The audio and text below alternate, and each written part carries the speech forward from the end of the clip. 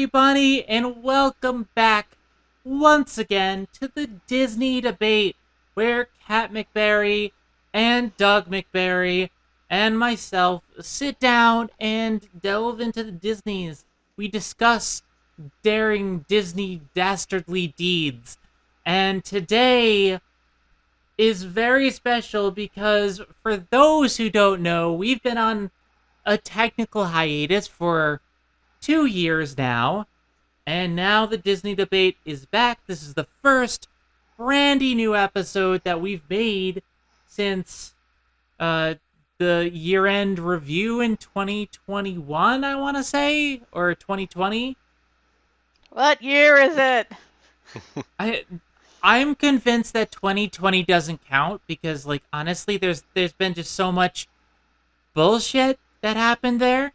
So we're not going to count that. We're not going to count 2020. That didn't happen. We're going to start over.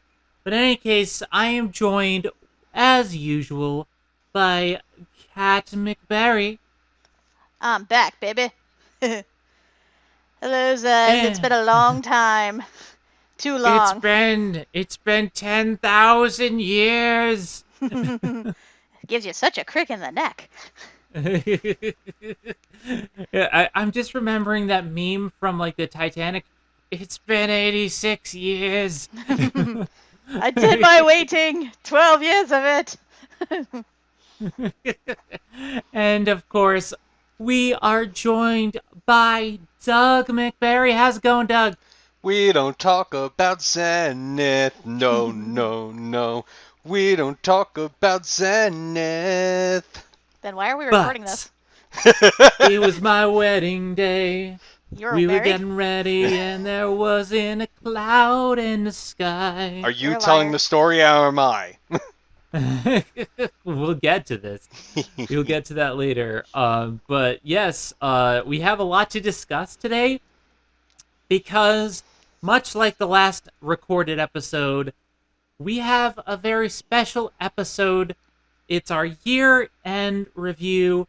We did it for 2019. We did it for we did it for 2019, but we didn't do it for 2020 because 2020 didn't exist.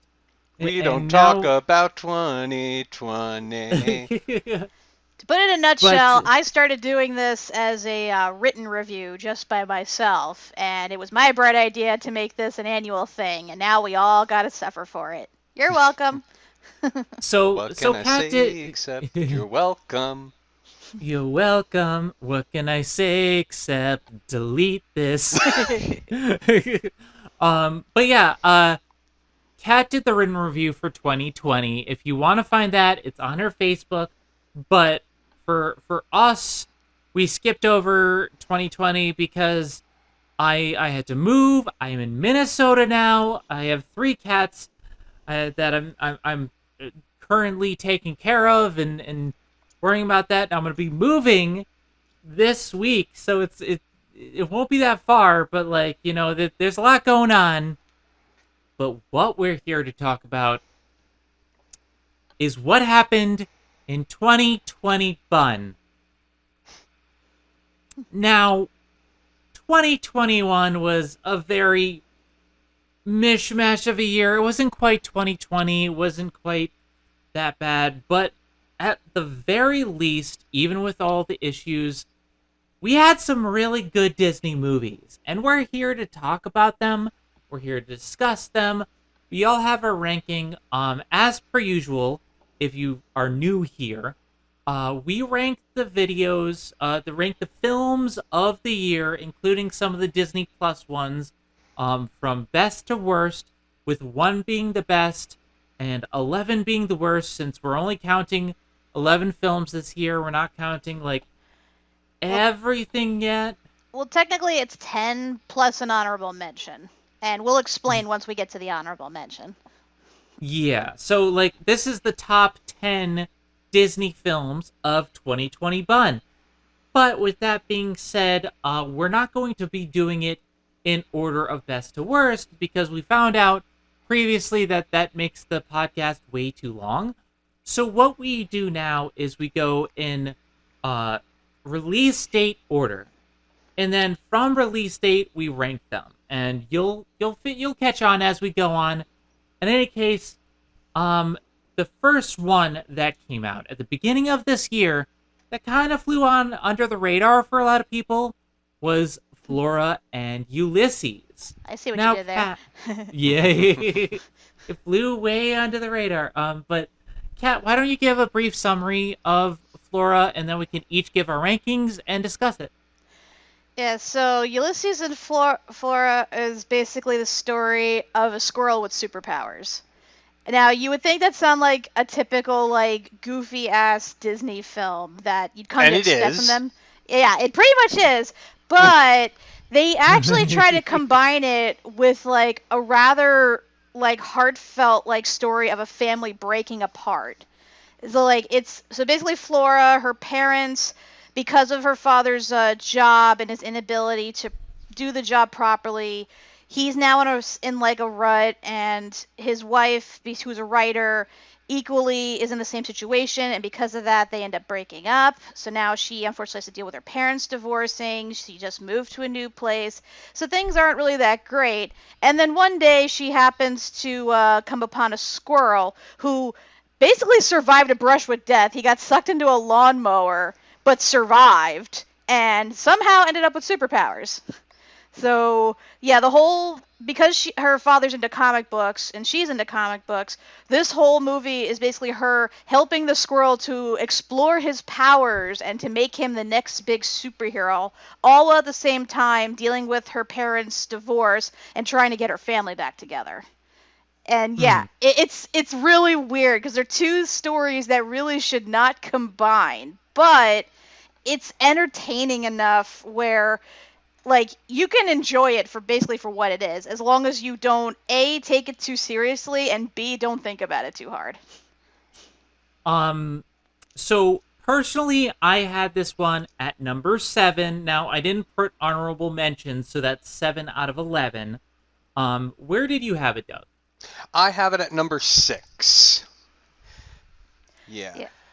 This one is interesting. The least the most of which to me interesting thing is that for some reason the 4 main cast of DuckTales, that being Ben Schwartz, Danny Pudi, Bobby Monahan, and Kate Micucci all have roles in this movie, some bigger than others. So, and it doesn't really make much sense as to why, especially given that, like, some of their roles are very drastically different than what they do in DuckTales, but that just adds to the overall weirdness of this film. There's also from How I Met Your Mother, you have God, I forget her name, but you have Allison Hannigan. Allison Hannigan from How I Met Your Mother. So it's like it's a who's who of different people, and you have Sonic or Dewey as the dad, and you have one of the characters from How I Met Your Mother as the mom and the writer, and it's weird, but I think it works in a lot of ways. Yeah. And I'll get into that in a second. But Kat, what did you put? I put number 6 as well, but here's the thing.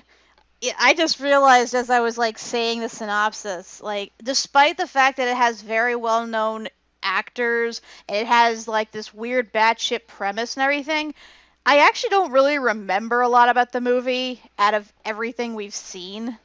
And, like, even looking up the synopsis now, I realize I got a few details wrong. Like, he gets sucked into a vacuum, not a lawnmower. And the father was a comic book writer, and he was struggling.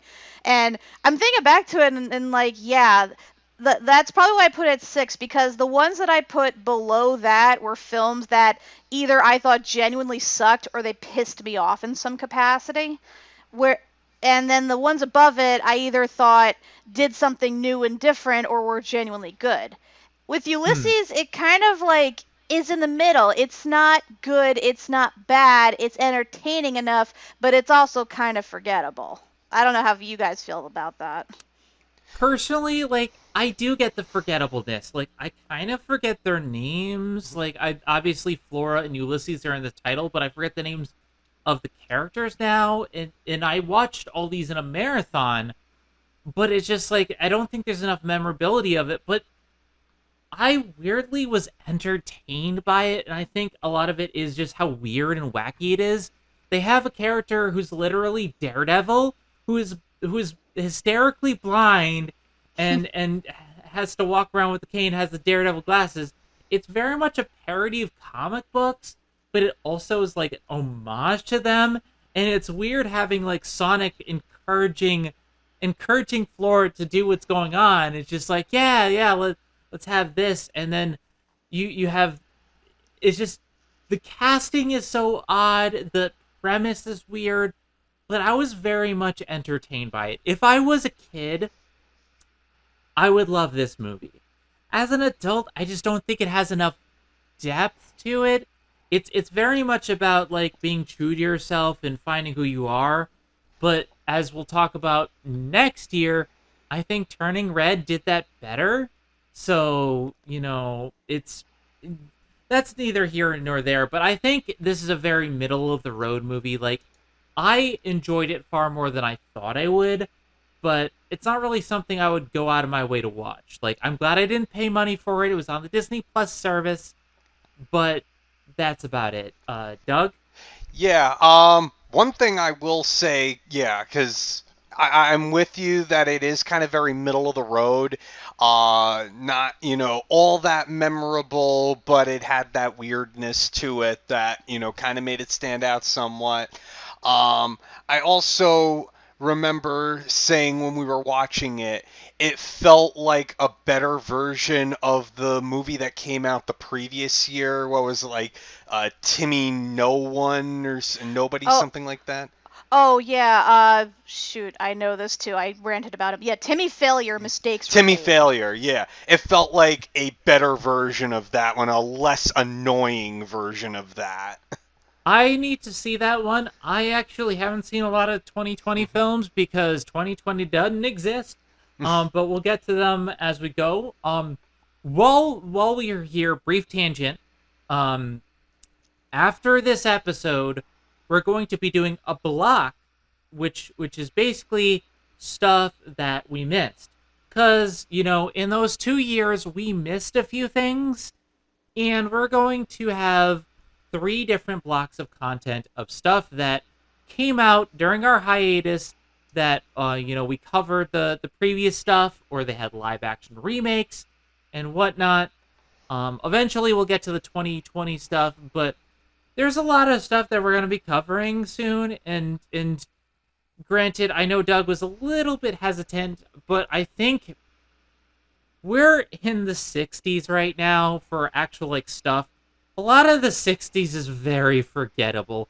I look at some of these titles, I have no idea what they are, and people have been asking us our thoughts on some of these movies for a long time. So we will get back to stuff like, Alice in Wonderland, Peter Pan, um, and such that we had covered the originals before, but now we're gonna get into the stuff that came out recently. Oh joy! But more on that later. Any other thoughts on Flora and Ulysses? Oh, I did just want to say, I don't think the parents actually broke up, so to speak.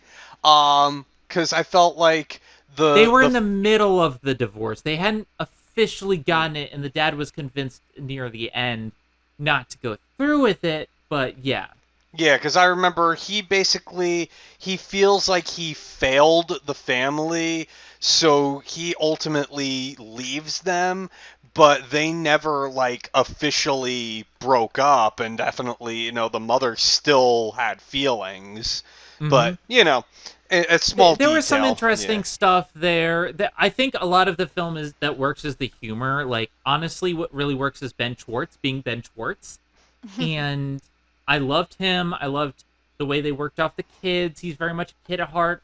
I liked the girl from How I Met Your Mother and her struggle to write, but she can't write without the love for her husband. So she gives herself challenges and doesn't actually come up with the book. So, like, there's interesting stuff here, but I ultimately it's harmless, it's entertaining, fun, funny, but it's not very memorable. Anything else to add to that, Cat? I will want to say I realized this when I was looking up the movie, and I didn't, and I'm surprised I never knew this before. So one of the big like reasons that Danny Pudi's character like keeps chasing after Ulysses, trying to capture him and stuff, is saying that he's a wild animal that could spread rabies. But here's the thing: squirrels don't get rabies. And he keeps getting attacked by a rabid cat, and I'm just like, He has more chances of contracting rabies from a cat than he does a squirrel. So and that cat really has it up for him. Like, that was my favorite running gag, is that, like, he's trying to catch it, and then the cat comes in, and at the very end of the movie, the cat gets him again. I'm just like, like that was a freaking demon cat, man. Like I don't know what the fuck was going on with that thing. like, none of my cats are like that. Dipper is very loving. You will never see Chiaki because she hide, and Kana loves everybody. So My aunt had a cat like that. Like she got him out of like a sewer drain, so it's understandable that he would hate the world. like I've had a lot of stray cats, Chiaki, Midnight, and they have their different personalities, but I've never had one like attacking people. It is possible. I know why they would do it, but I just never. Try working at a happened. vet, and you'll see how nasty a nice cat can turn. Mm. Speaking of nasty turns, segue. Let's talk about Raya and the Last Dragon. I'm gonna give the summary for this. Essentially, Raya and the Last Dragon is a story about it's like if you take Shang-Chi and mix it a little bit with Avatar. Essentially, there are 5 different nations in this world with 5 different clans, and they all have their different specialties, and they're all kind of have it out for each other. And because of their growing greed, these creatures that came out of the shadows, kind of like Shang-Chi, um, that feast on like greed and feelings of ill will are born, and they start turning people to stone. The dragons are the only thing that are keeping them at bay, but they sacrifice themselves to save the world. However, the dragon orb is saved and is guarded by one of the clans. Now, as you do, the orb is fought over by the 5 clans and is broken up and split amongst the 5, and it becomes a journey to save the world from the apocalypse because they once again unleash the monsters. And it's a journey of one person to save an apocalyptic world as they go to the different nations, meet up with 5 different people, and bring the orbs together to save the world and also find the last dragon. And then everything changes when the Fire Nation attacked. Pretty much. Like, it has those themes. And now, before we get into our rankings, one thing I do want to say, Raya has a reputation, thanks to certain people, bashing it or comparing it to other things. I do think it is a little bit much to say it's homogenized as Asian culture, because I do think there's a lot of diverse Asian culture representative. But I do see where the Avatar comparisons are. I feel like this is diverse enough to say that it's not really the same thing. In any case, my ranking for Raya and the Last Dragon was 8, just under Flora and Ulysses. Doug, what did you have? 9. Yeah, Cat? I felt that it was incredibly unoriginal, and I'm sorry, it is freaking Avatar The Last Airbender. It feels like very cut and paste. Well, one thing I want to point out in terms of its controversy, one of the issues too was the fact that a lot of its cast, while they were of Asian descent, they were from like East Asia, while as the characters were from like, they were from like Southeast Asia. So, and I know it doesn't seem like much of a difference, but I guess a good way to translate it, imagine if you got people from Texas portraying people from New York. Like that's like That's a little bit much. What did you So have Hank for your Hill. ranking, Kat? I put it at 7, and the only reason I did is because the lower 3 films pissed me off a little more than this one did. And trust me, this one did indeed piss me off. Like, I could forgive it maybe for being derivative of, Avatar: The Last Airbender, as well as whatever else it's supposed to be based on. Like, because it still has nice animation, it still has good voice work, it's still like an epic action piece. They do a lot of different things. I mean, this is our first like Southeast Asian Disney princess ever. She's the first princess to actually wear pants since Princess Jasmine. You never see her in a dress, and she's like one of the only princesses, like, A, to never get a love interest, and B, to never sing. So there's a lot of firsts with this and stuff. My issue with this is the message it conveys, namely the whole moral about trusting people. Because this film, like, it pushes so hard about how, you should trust people more and not judge them for being different or for coming from a different place or whatever. But it keeps shooting itself in the foot by showing characters that purposely take advantage of people's trust and destroy it, which not only results in, those characters suffering, but results in people perma dying. So, yeah, like that just gets to me big time. Like, especially the biggest issue, and I mean, I know we should have said spoilers at the beginning because we are going to get into that, but yeah, spoilers for this. I haven't seen it. Yeah, Shisu ends up getting killed by Namari, who, who has had a crossbow aimed at her, and she blames Raya because Raya, having seen that she was close to killing Shisu, tries to shoot at Namari first, and that causes her to accidentally trigger it. And what happens? Namari blames Raya for it, saying, "Oh, you're to blame for her death as much as I am." And it's like, no, you were about to kill her. Like, Sisu went out on a limb, trusted you, and you fucking screwed her over. Like, and given how badly you've treated Raya, she had no reason to trust you, and you've done nothing up to this point to show that you are trustworthy.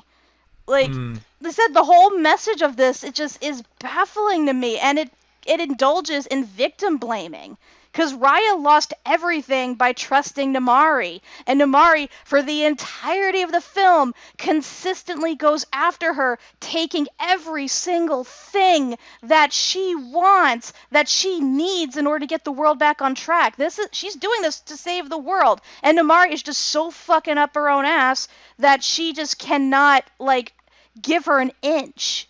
Like, she ultimately ends up saving them at the end, but that doesn't, make up for all the bullshit she put Raya through the entire film. I will agree that the message is muddled.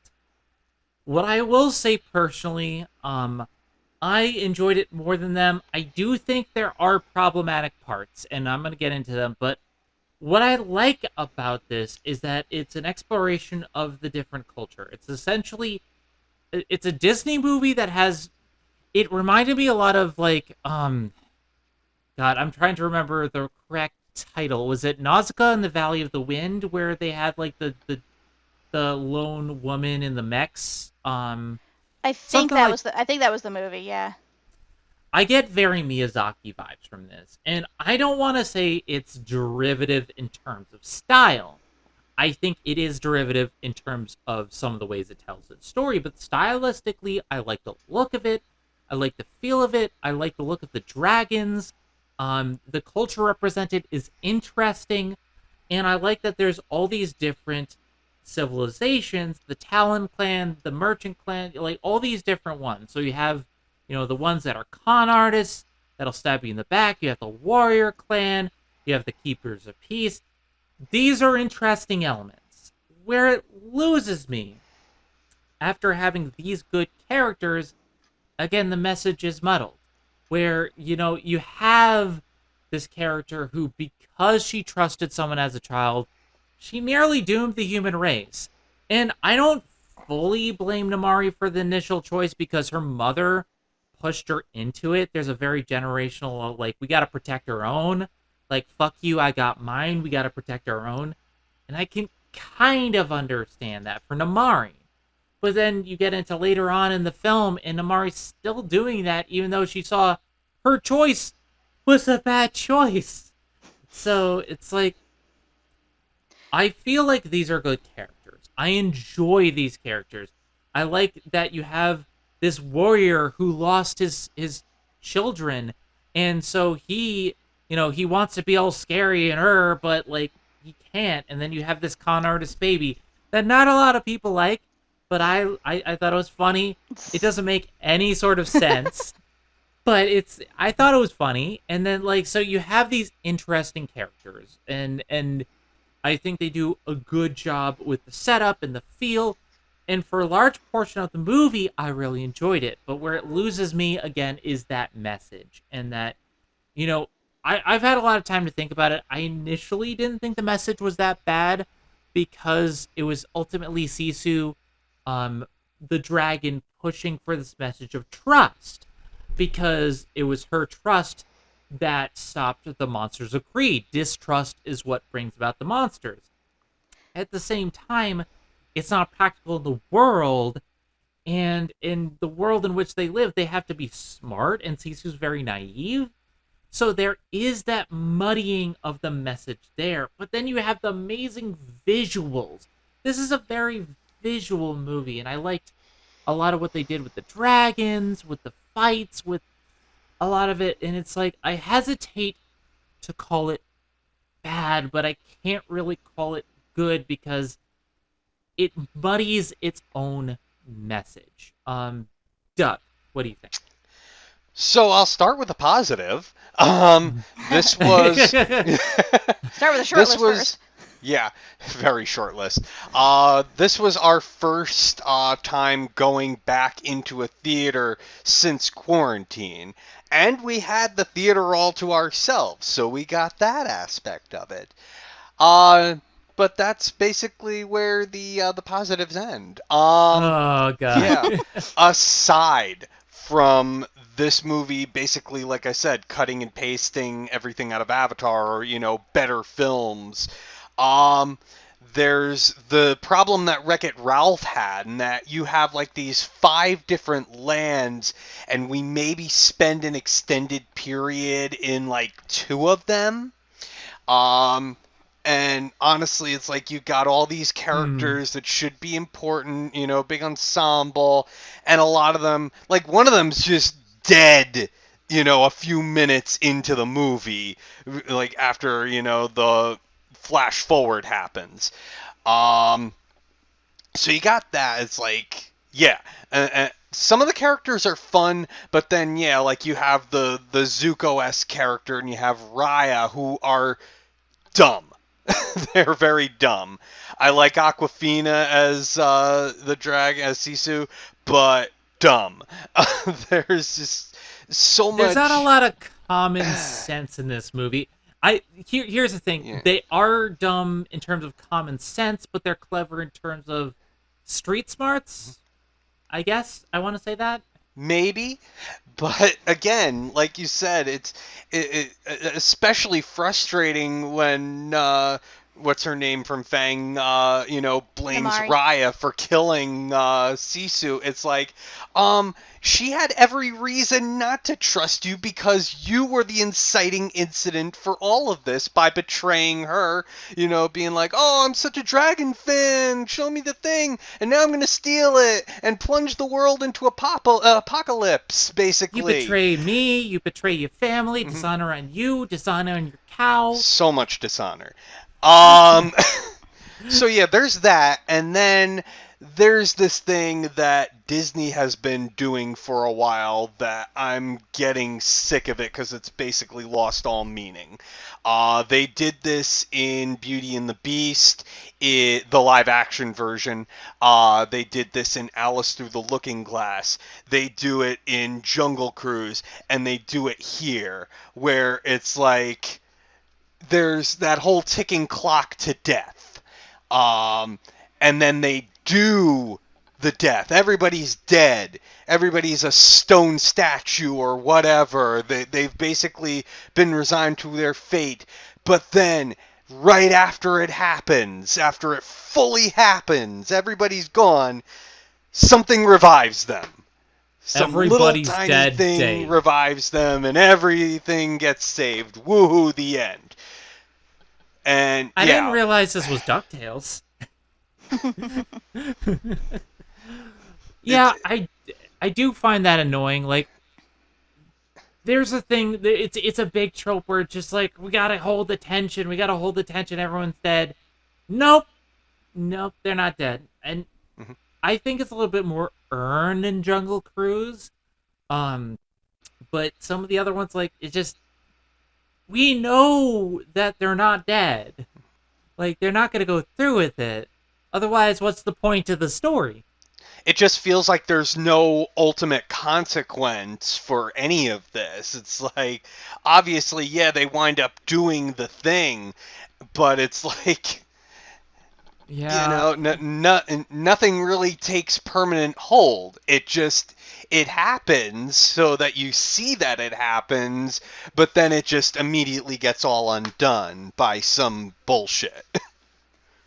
I mean, it's Disney. What do you really expect? Like, they're all about happy endings. And even on the few occasions where somebody does perma-die, they still find a way to make it seem like a happy ending regardless. So, Well, yeah, there's that. exactly. At least there's the consequence of death in there. That the death sticks. Whereas this, it feels like, oh no, everybody gets a happy ending. We're not gonna actually kill everybody. everybody Like, lives. Yeah. this isn't the story of the ugly barnacle. Like, just no, not everyone is gonna die. Like, even if someone's permadead, like, they're never gonna go that route. So it feels hollow, and I do agree there. It just, Mhm. you hold it to the last second. It's just like, I like the idea of Unity bringing them together, because the whole crux of this is that everyone working together is what destroys the monsters, because the monsters are sown from distrust. And the orb was created from them trusting each other. It wasn't a magic of, like, them all together. It was them trusting each other and pulling everything together into one. And I think that works. What doesn't work is just, oh, they trust each other, they die. And then they're back. You know what this reminds me Uh, of? There's like two things that come to mind in terms of this movie. One is that episode of My Little Pony where they first talk about what was it? They're like their version of Christmas, basically.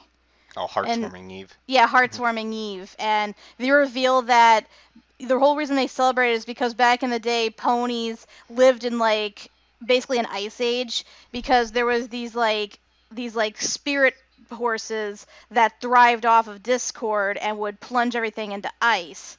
And the only way that their magic was counteracted was by the unicorns, Pegasi, and Earth ponies actually working together. Because up to that point, they all hated each other, but by becoming together, they somehow pushed them away. So that's hmm. what that reminded me of. And the other thing it reminds me of, the whole rivalry between Raya and Namari, reminds me of She-Ra, her whole thing Hmm. with Catra. Hey, Dora. Because it's like they start off as friends, then they become enemies, then they become friends again, and then of course there's like that romantic undertone. And granted, She-Ra actually went all the way with that, but this one kind of had it too. And even Raya's voice actress said that she kind of got a whole romantic vibe off it too. But then again, that though both those relationships have the same vibe in that they're extremely unhealthy because not, like not only that, but, like, they don't have enough time to develop it in the movie. mhm. Yeah, even if they did decide to go that route, I wouldn't have supported it because again, it's the same as with She-Ra in that the bad person does something so incredibly despicable. It's just what when they redeem themselves, it's hard to like really redeem the character because of what they did. And that's how I And felt about this. and it's like, I understand the pressure that her mother put on her again, and the pressure that her mother keeps putting on her. It's like, we saved our clan. Like, we did well. Like, that's the whole point. And now we're going to do it again. I'm like, yeah, but you doomed the rest of the world.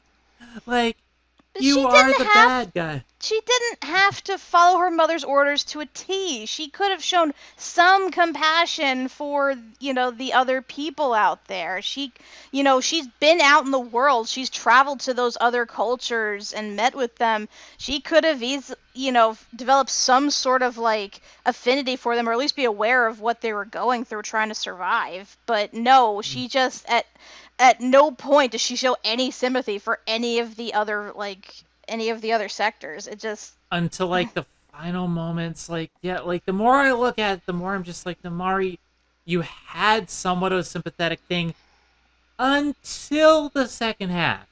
And then you lost me.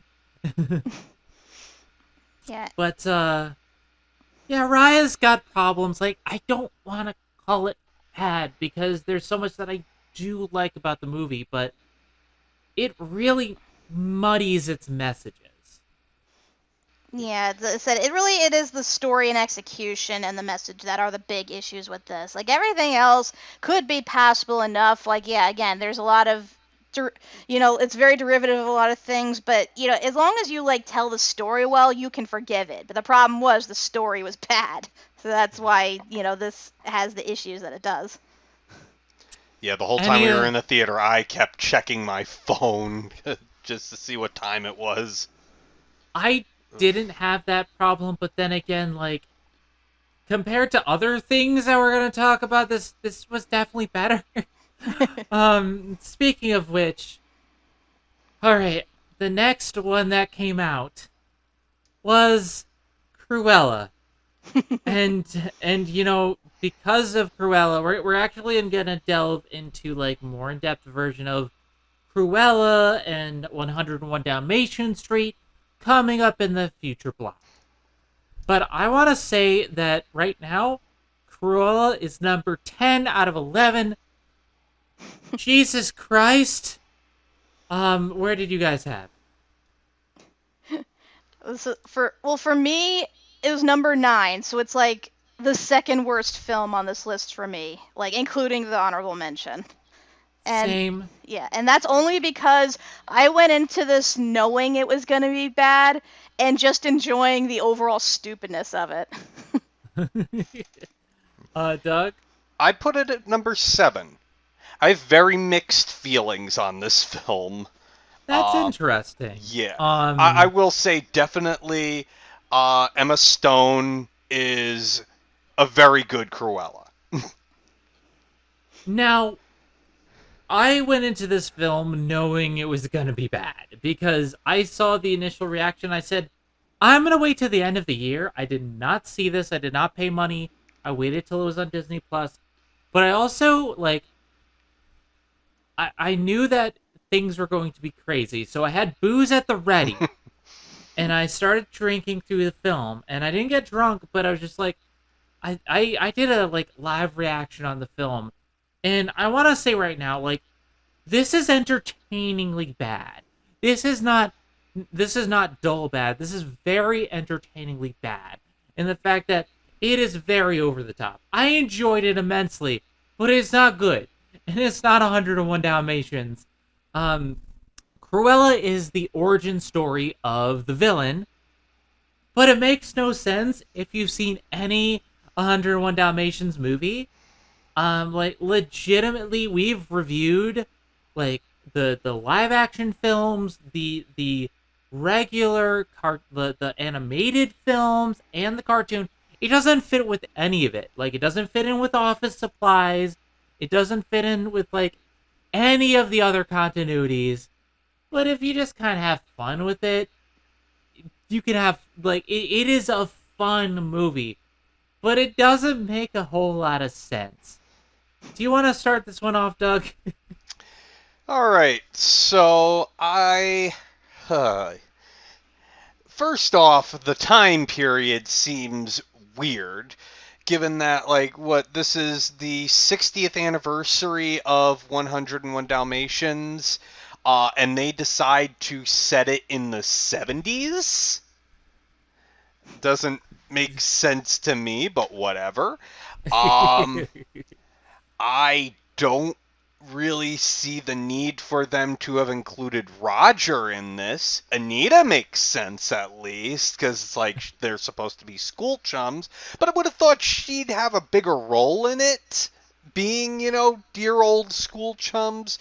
Um, I don't think she should have had such as close of a relationship with Horace and Jasper as she did, because I feel like they're really supposed to be like at closest henchmen, or just some hired goons that she calls from time to time when she doesn't want to get her hands dirty.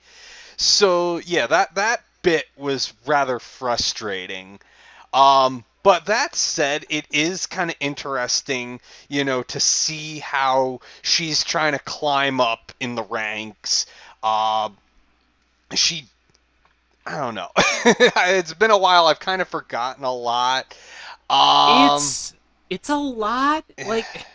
Like the whole thing is that she was born with two different hair colors, and because of that, like she was seen as unwanted, and so like she started being mean to people who treat her badly.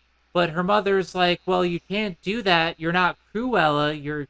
Her name is the actual character's name. I Ella. forget. Mhm. The Ella, like they try to make it like Cruella is an alternate persona, but like not really. And so like she makes friends with Anita. And look, this is tough because I don't mind them changing the race of an actor, That didn't bother but me at all. it's not Yeah.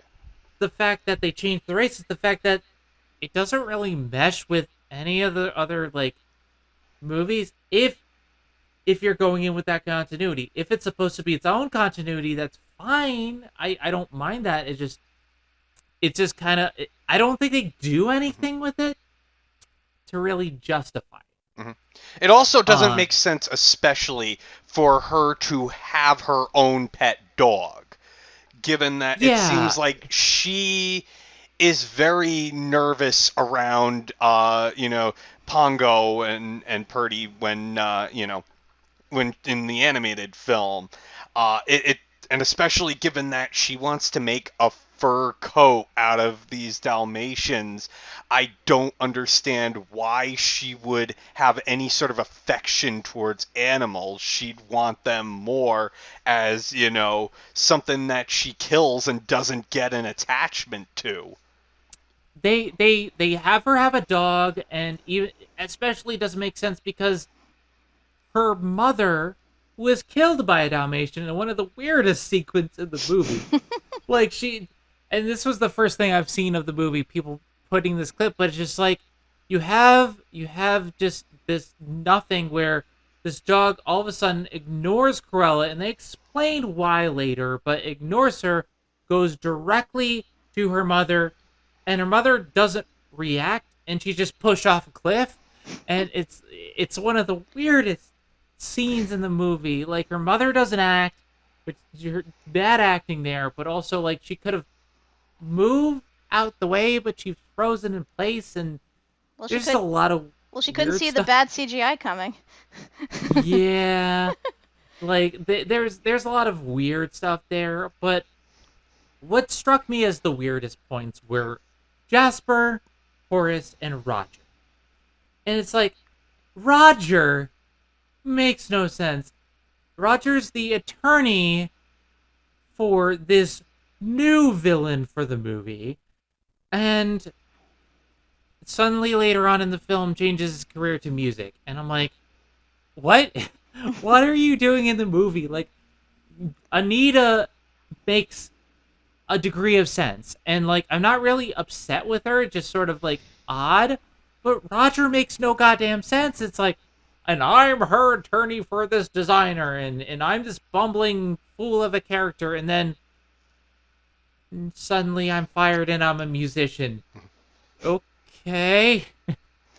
Also, I want to point out, like, it's nonsensical that they would make the Dalmatians guard dogs because Dalmatians were not bred to be guard dogs. They were bred for tracking. that's why you see them a lot of time working at firehouses, because they can go into fires and track people. So yeah, I that another They reason are vicious dogs. They do have a reputation as vicious dogs, but like they can be no. attack dogs. Yeah, I agree, because they are not very well. They do not do well around children, and like are very impatient. But even so, it doesn't make sense that they would be used as guard dogs. And again, just shows how much they're just trying to shovel as much references into this as possible. And even then, it doesn't really make sense when you think about it, because you think that the Dalmatians killing her mother would be the inciting incident for why Cruella hates dogs so much. But the movie goes out of its way to show that she does not hate dogs. Like She steals a dog and she keeps it and loves it, and she makes jokes about making the skin, but it doesn't make sense. Like the toad is all over the place with who she's supposed to be. And she it's even keeps the dogs later. Yeah. Like I don't even know if those probably weren't the same dogs, but even then, she keeps those dogs later after kidnapping them. Like she could have easily killed them and made them into a dress, like what the Countess originally thought she did. But no, the dogs are safe and sound, and she ends up keeping them at the end. It doesn't make a lick of sense. It doesn't make a lot of sense, especially because like they try to make the tone that like Cruella is the one who's pushing all this stuff, and then Ella is this actual person and whatnot. But they are the same person. They don't really. It doesn't really work in that stuff, and the tone's all over the place with whether or not she's supposed to be good or evil. But then they make Jasper and Horace good guys. And this completely, like, this is the what the fuck of the movie for me, because, okay, you have Jasper, who looks the part, but they changed the race again, which, you know what, I'm all for diversity. Go for it. But continuity-wise, it doesn't make sense. But Jasper and Horace are good guys. They're thieves. They grew up on the mean streets of London.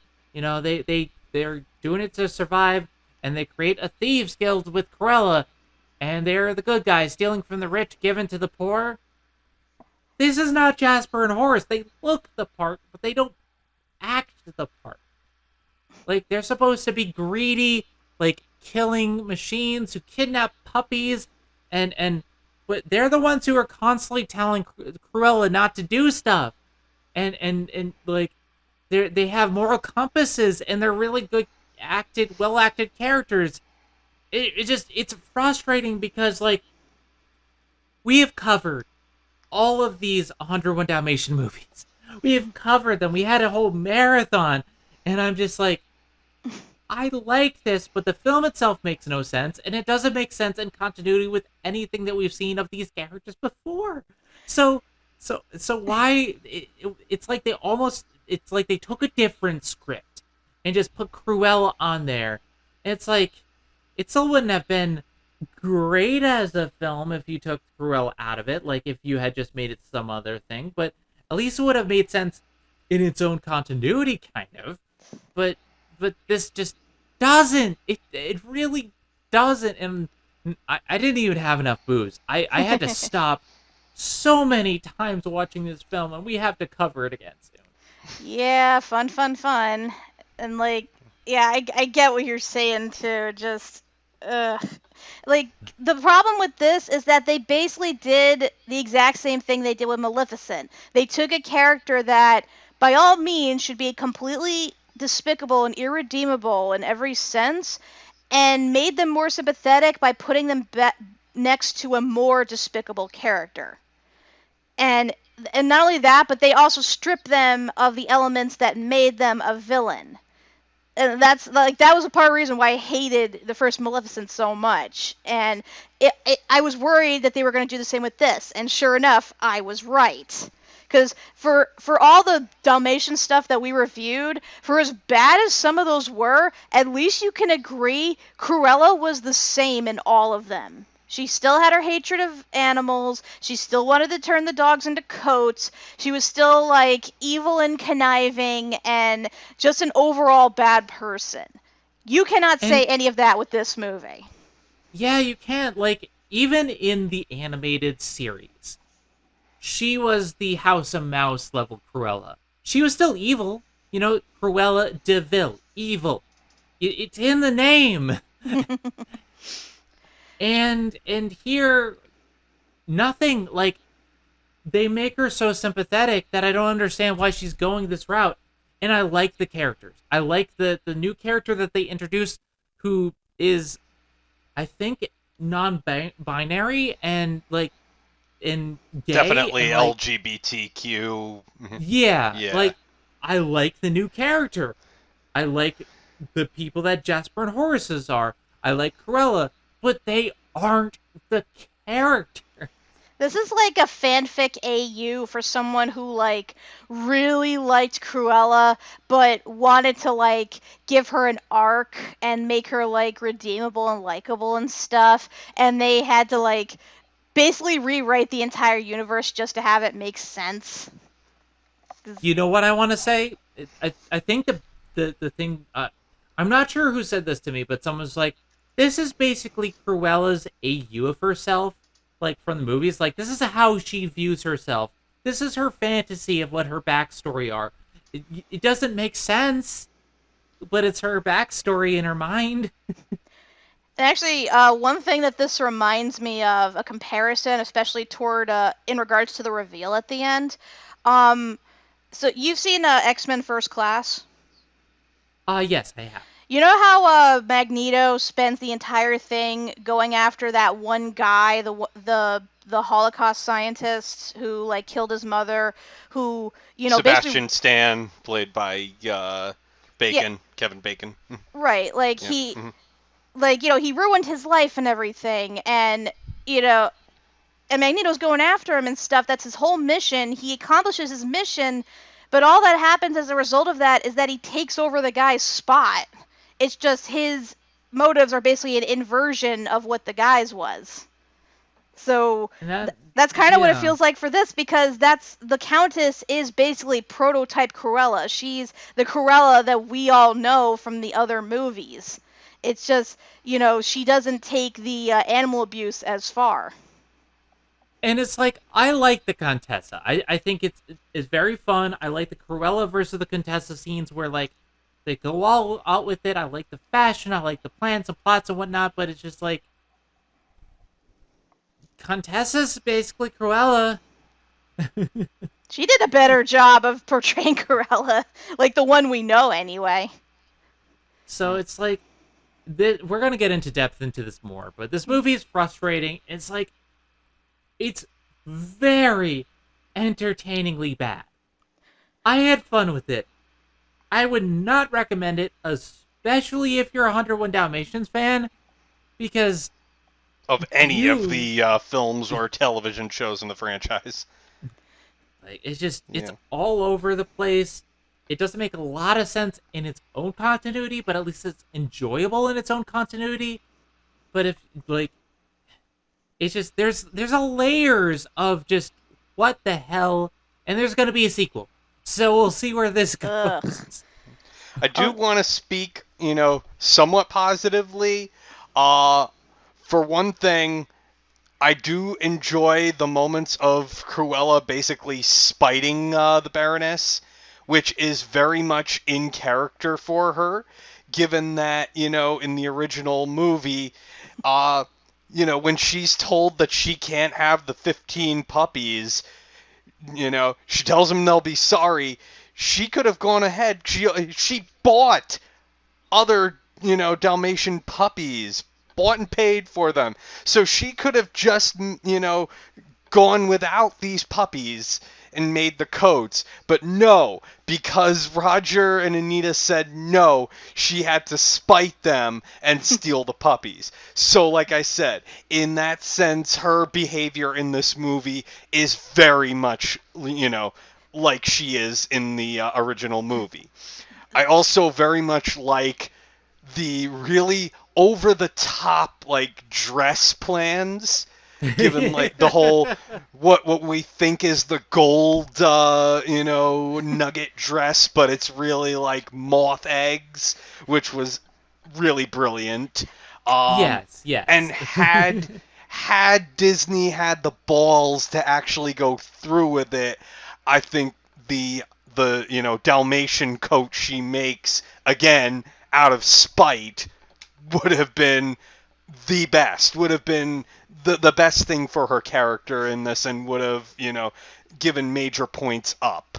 Admittedly, the dress war was the best thing about this because she Mhm. just shows up and is like, "Oh, you like her clothes? Well, look at my clothes, and look at my I, clothes, and look at these clothes." Hell, she I she drives a dump truck right in front of everything, spews garbage over, and comes out dressed in the trash chic. I really love too where like she comes in and it's like, "Oh, I like your dress. What is it? Oh, it's yours. I made it better." Seriously, if this film doesn't win Best Costume at the Oscars this year, I will cry shenanigans Mhm. because honestly, like as someone who's like not all that into fashion but appreciates it enough, like this was top notch in this movie, and I think that's part of the reason why Mhm. people like it so much is because of how stylized it is. It is very good fashion. I had a lot of fun. I was very entertained. But then again, like that's part of it. Like if this was not Cruella, if this was just Dress War, the movie, I'd probably put it higher on this list because there's a lot of really good moments and entertaining moments. But ultimately, this is not Cruella to me. This is the DeVille War Prada.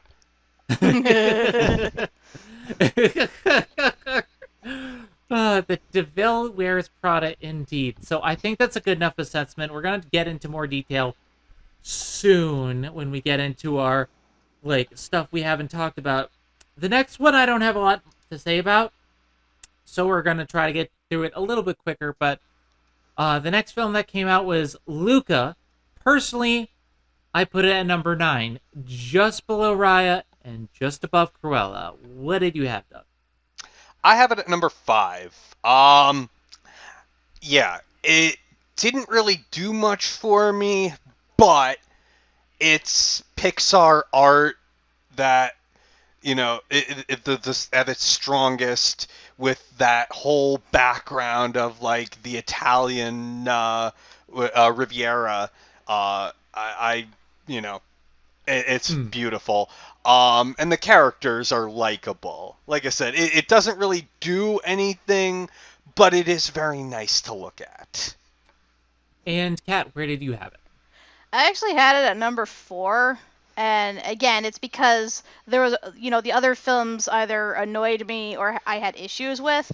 I didn't really have issues with this, and yeah, granted, not a lot can be said about it aside from a few jokes here and there. I guess just for me, I liked it for two big reasons. One is the animation and the whole setting of it being in Italy, and given I have strong Italian roots, that like really spoke to me since I'd been to Italy, and so I can vouch that a lot of architecture is very true to the source.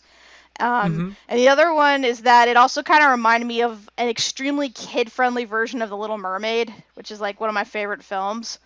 And it was like a cute little film. Like it's definitely one of like the safest Pixar films we've ever seen, but it's like charming in a way. It's like uncomplicated, something you could just watch without and like kind of turn your brain off. I gotta be honest, as an Italian, I liked it, but it didn't do a lot for me. And again, let's talk about the good. It's it's a very pretty movie. Like animation wise, beautiful. It gets the architecture right. Like I've been to Assisi, I've seen the architecture. They get it right. Like they have the Italian accent, they have the Italian wording. Silenzio Bruno. We But don't there's talk not about a Bruno. lot. We don't talk about Bruno. But there's not a lot that's memorable about it to me. And I feel like a lot of it's derivative. Like you said, it's like the Little Mermaid crossed with Kiki's Delivery Service to me. It's like Raya and the Last Dragon, at least for me, tried new things in certain aspects. But this, it's very derivative. And aside from being very pretty, like, I didn't really get much from it. Like, I've seen these characters before. I've seen a lot of these archetypes and I didn't really care too much for the main character. Um, I liked the cat. The cat was amazing. The cat could see through their disguises. The cat was probably the best character. But another thing that I also had a problem with is that the models were derivative to me. And I looked at the dad and I'm like, tell me you haven't seen this dad in like Cloudy with a Chance of Meatballs and a dozen other films. It's the exact same archetype for the dad. I will admit that like they have very similar animation in that regard, which is weird considering they're from two completely different studios. And it's like, yeah, they do something different. Like, he doesn't have a hand, and I like the dad. And it's like, but there's so many things that really irked me about it. And they didn't go far enough with a lot of the things. I didn't like Hercule. I don't think he's a very good villain. I don't think the conflict is very interesting because the fish people go up there all the time anyway, and at the end they reveal themselves and nothing bad happens. So it's like, why was there this conflict? And yeah, there are some bad people out there, but like, it feels like The Little Mermaid went a lot better with that premise because people eat fish and they show it more. And it's like, yeah, this is a fishing village. There should be conflict, but there isn't. And it just didn't work for me. Nothing really clicked for me. I like the characters. I like how pretty it is, but I was on autopilot watching this movie. I mean, I kind of look at it as, a coming of age story too. This kid's been sheltered underwater his entire life, and that's the thing, they don't spend a lot of time underwater, so it seems about as bland to him as it does to us in that regard. Hence why they made the surface city so vibrant and so like detailed and everything. And I've seen like people actually compare it sort of like to LGBT, someone who is discovering themselves, who after forming a relationship with this person who becomes their friend, and there's implied to be something more and everything, and then they take them to like this whole new world with all these new experiences and everything. And I know they've made it clear that that wasn't the message of this film, but a lot of people seem to like latch onto that, and I can see it. Like certain scenes, I can definitely see it. I don't know. I get it, but like, as someone who is trans, there's a lot more pushback like that I experienced, and there's a lot more like, yeah, some people will be your friends, but some people won't. I feel like the conflicts were resolved so easily in this, and I don't know. That's just from my perspective. What do you think, Doug? Well, I think a lot of the townspeople should have been asking more questions. Yeah. Yeah. Yeah. No, I'm in agreement with you. The annoying villain was like, this guy is not a good antagonist at all. He's just a punk kid. It's like everybody hates him, but they won't say it. He's like Gaston if, everybody hated Gaston. Yeah, not much in the way of conflict. I do like the dad with no arm and how, when it is addressed, it's no big thing. It's there. He doesn't have an arm. Okay, cool. And he's not like yeah, he's not treated any differently. They don't really draw attention to that. That Yep. part is good. I think that's the thing. It's a lot of little good things that don't add up to big things. If you catch my drift. Yeah. I don't know. Like I said, it just feels kind of unconsequential. It feels like so many more times they should have been caught, and you have to kind of question a lot of the physics. And also, I feel like Luca outed what's his name, the friend, and then like didn't really get any consequence for it, and that was a real dick move, given that the guy basically, got him out of the rut, took him, out into the city, and is like the only real close friend he has, and he had to go and save his own skin by outing him. I also don't think they did enough with him and what happened with his father. He's just left. Hmm. It's like they hint at it, and I like at the end that the father becomes his father figure, but they don't do enough with it. It's like the pieces are there, the elements are there, but I just don't feel like they went far enough with any of Hmm. them. Yeah, I So agree. yeah, it's just it's half baked. It in my Portal review, I said the cake. I don't want to talk about the cake as a lie. This is half a cake. I will agree. They definitely could have done more at this. They definitely could have pushed for more because that's what Pixar is known for. Is that they do what seems to be either a weird premise and expand upon it, or they take a generic premise but they really do their own. And when you think they're done, they push it even further. So this is definitely out of the ordinary for a typical Pixar film. Like I said, it's very basic. It's very safe. Um, I guess the reason I'm just not as critical of it as you guys are is because out of all the movies on this list, out of like the 10 and then like the honorable mention, 5 of them managed to piss me off Hmm. pretty damn good. So I guess Luca just seems good in comparison to those other 5. It's So harmless. Yeah. yeah, It, it's it's harmless. harmless. It Yep. just I'm gonna say I have different opinions from like some of these than you guys, and we're gonna get to them. But Luca was just too safe. Like if this were any other year where I was doing lists, like cuz there's been years where a majority of the stuff I saw was just utter shit. And like I only would like maybe 2 or 3 films at the most. But then there were other years where like there was a lot of good stuff out and I would end up having to put certain things lower either because they didn't impress me as much or because they were bland in comparison. I feel like if this were one of those years, yeah, Luca would definitely be near the bottom for me as well, but in ratio to everything else, I can definitely say I would appreciate this movie and would watch it a lot more often than I would the other movies I rated below it. With that being said, that's a good segue to talk about the next film. For the 5th film that was released, it was Black Widow. Now, this is where we're probably going to differ. I have this at number 4. I also have it at number 4. Um, I had number 5. Okay. So Well, that's roughly the same. interesting. Yeah. That's interesting. I love this movie. I actually adored Black Widow.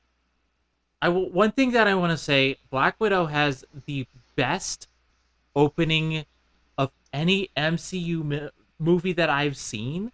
The best opening credits, the best opening segment, and just altogether, I think it has some of the best segments out of all of these, like the dinner scene, the characterization, the theme of family. This could and should have been far worse than what it was because the fact that it came out way too late. It should have been here 2 phases ago. It's basically a merging of 2 different movies, and the character was already dead at the time of creation. So like this has no right being as good as it is, but I really loved this movie. I love Yelena. I love what they did with Natasha. Like they really did some great things with these characters and the yearning for a family, but having a fake family and introducing these characters that comic fans would know, but I didn't really know. And I liked the Crimson Dynamo, and I love his feud with Captain America, and like there's really interesting things here. I liked the villain. I thought it was very creepy. I do have problems with the final act, but altogether, aside from it being way over the top in the final act, and like they didn't need to go into the Sky Fortress, like no, and they probably should have had Taskmaster fight the Crimson Dynamo.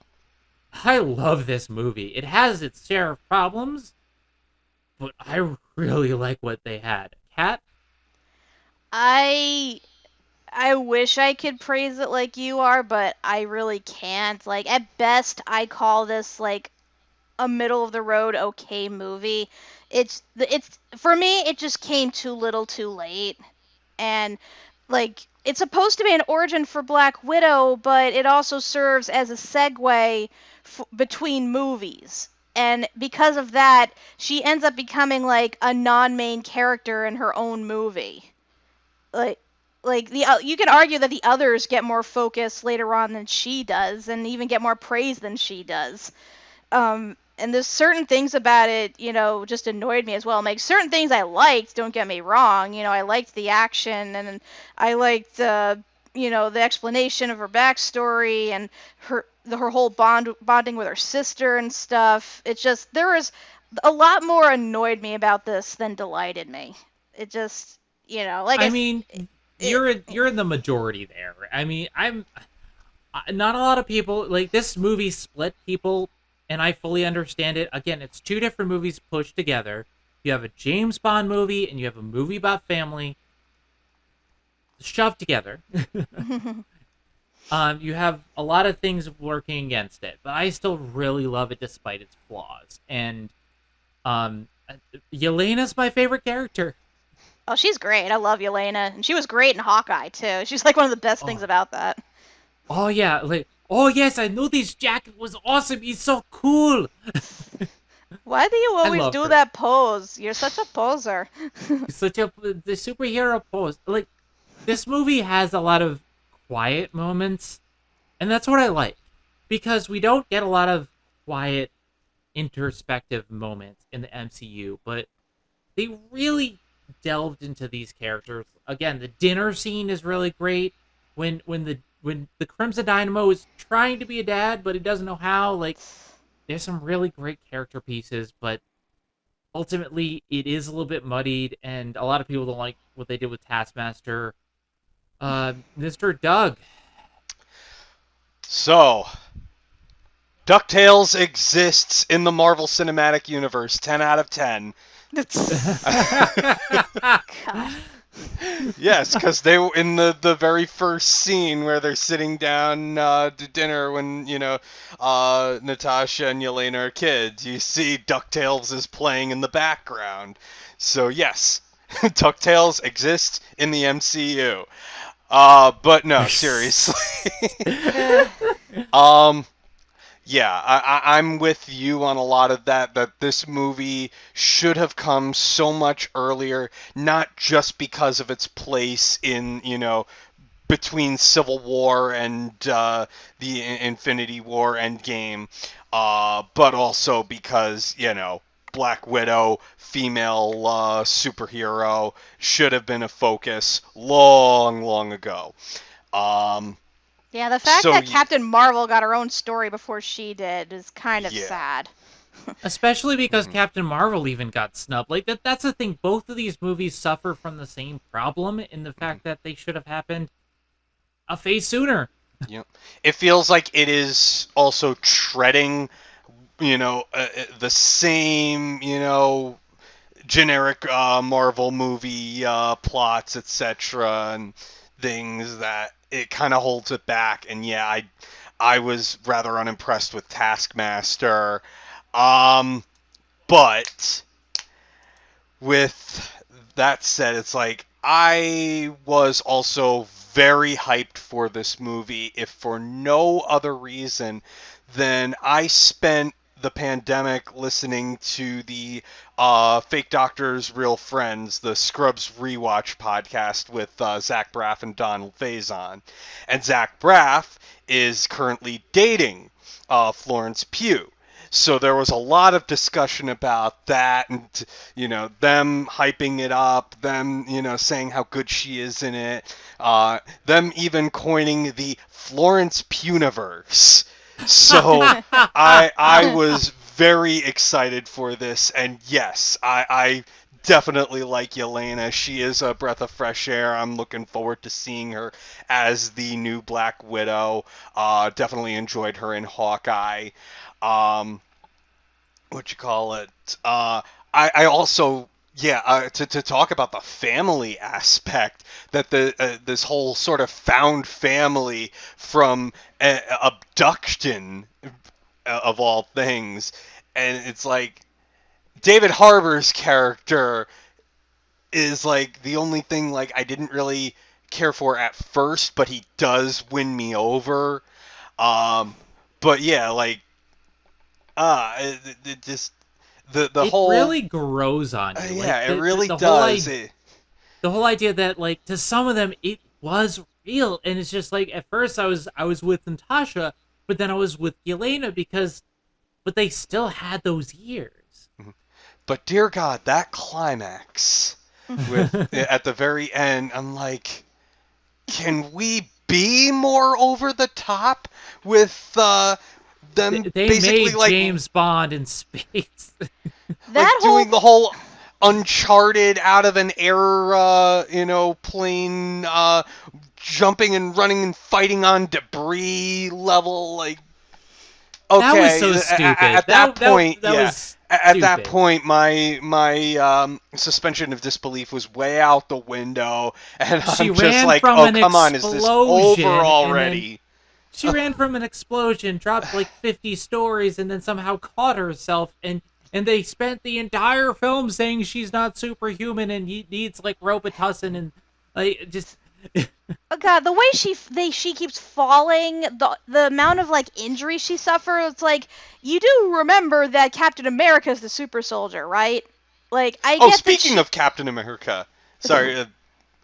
Speaking of Captain America, that whole thing with David Harbour's character saying that he once fought Captain America, it's like, on the one hand, you know it's bullshit, but on the other hand, it's like, how old is he? Where does this take place in the timeline? Is this, I can one of the other Captain America, the I one can from Falcon Winter actually Soldier? I can actually explain this. I took to Twitter on this, and they basically said there have been multiple super soldier projects. And this essentially this was the Russian super soldier, so that's why he was part of it. And from what I understand, Isaiah was the one he fought. that makes sense. That's what I thought would be the case. Yeah, like he's not full of bullshit, but like he is a little bit, but like the fact that he's so attached to it makes it more believable to me, because like I was asking about like Captain America was still frozen in ice. You call me a liar? Like yeah, Captain America was frozen in ice. This was a different Captain America, and in the comics there have been a lot of them. Comics are weird. I gotta say, I'm probably the minority on this, but I did not like Red Guardian, and it kind of annoys me that so many people do. And like I get it, he's supposed to be the comic relief in this, and he's portrayed as having been like he's basically a washed-up superhero. He's not in his prime anymore, and he does get his ass handed to him. But at the same time, it's like he's still being shown sympathetically, and you're supposed to like him because again, he quips and everything, and just makes a general ass of himself. But this is the same guy that basically doomed Natasha and Yelena to their fates. Like, he knew what would happen to them once they returned to Russia. He knew there was a chance that they would not survive the process to become Black Widows, and he did nothing to stop it.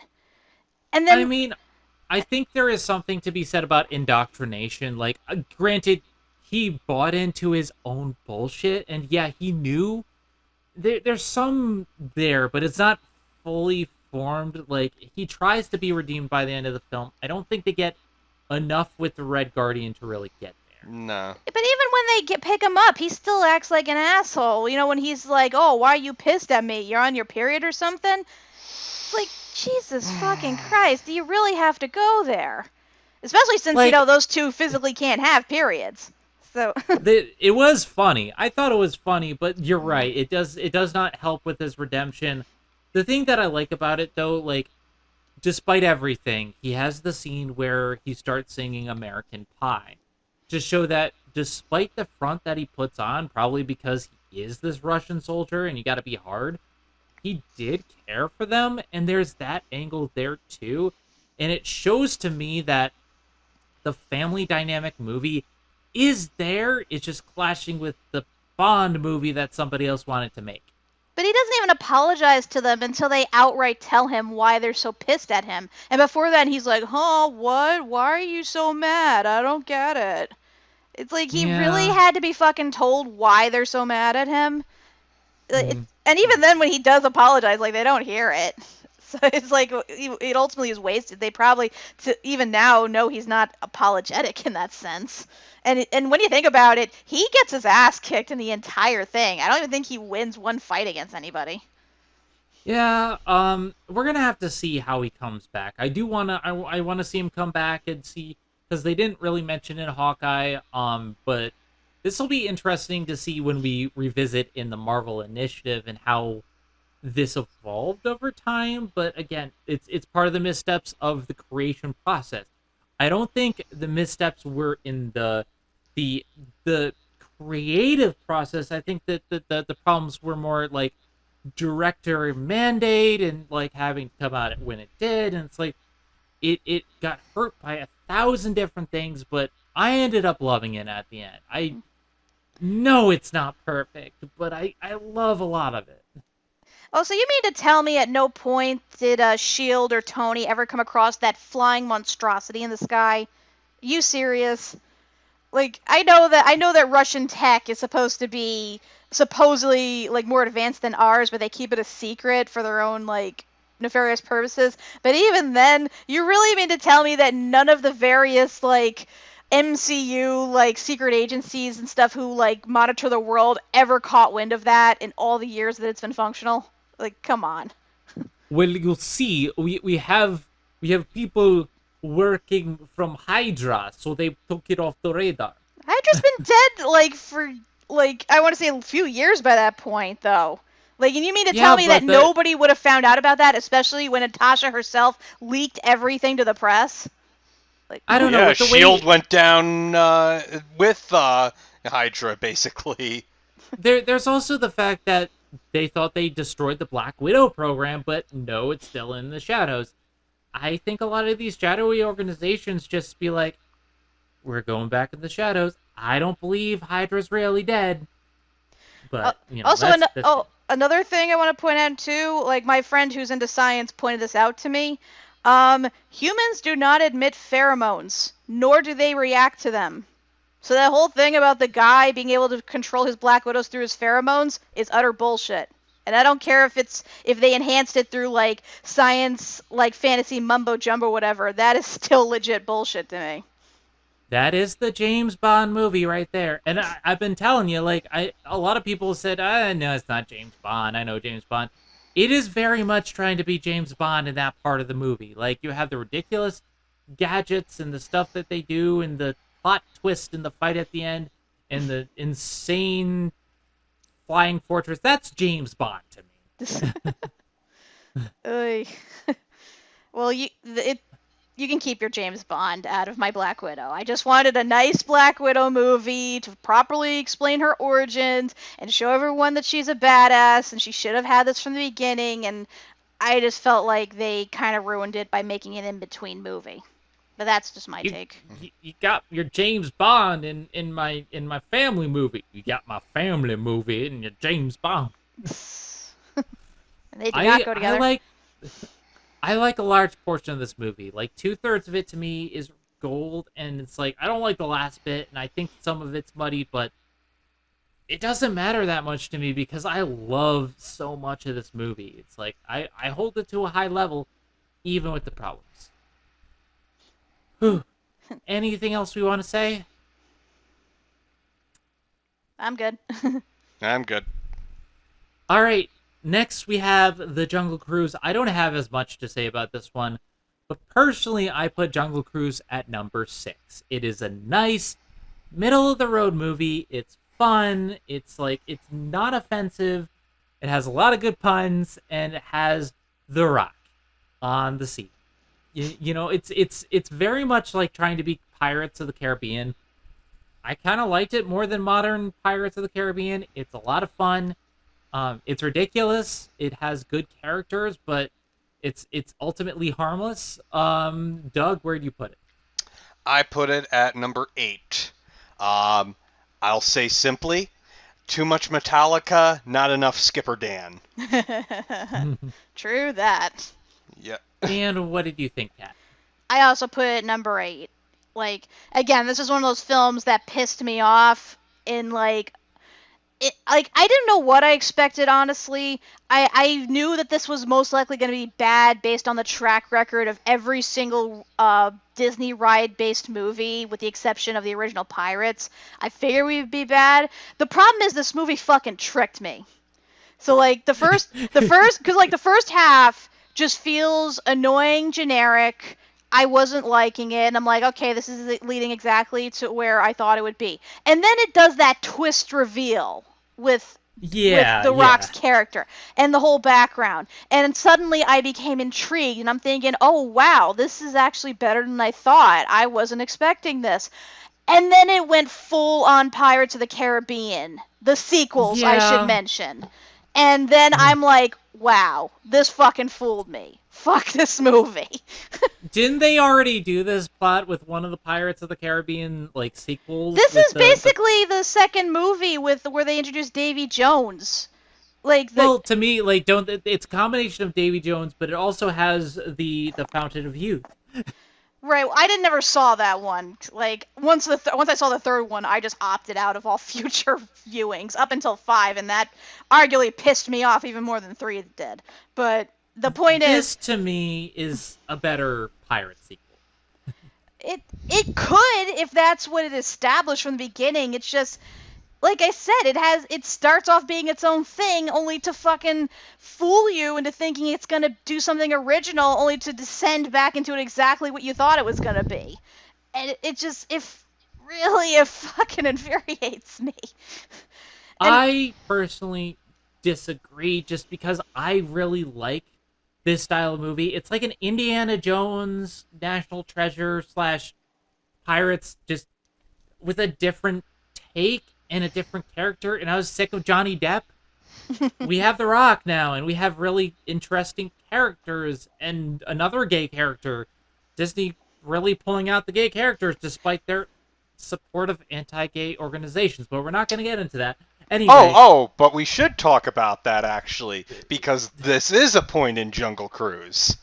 Yeah, you know what? Yeah, let's talk about this. Let's talk about this, because there is a gay character in Jungle Cruise. And the whole point of his character is that his sister stood by him, even though his tastes were unconventional. Really good. I like that. I really did. Kat, tell Zen what you feel should have happened with him. Well, first off, I appreciate the fact that his first name is basically my maiden last name, McGregor. Like, I saw that with my dad, and he got a huge kick out of that. The second thing is, so, of course, as I should have figured, the main romantic pairing in this is between The Rock and Emily Blunt.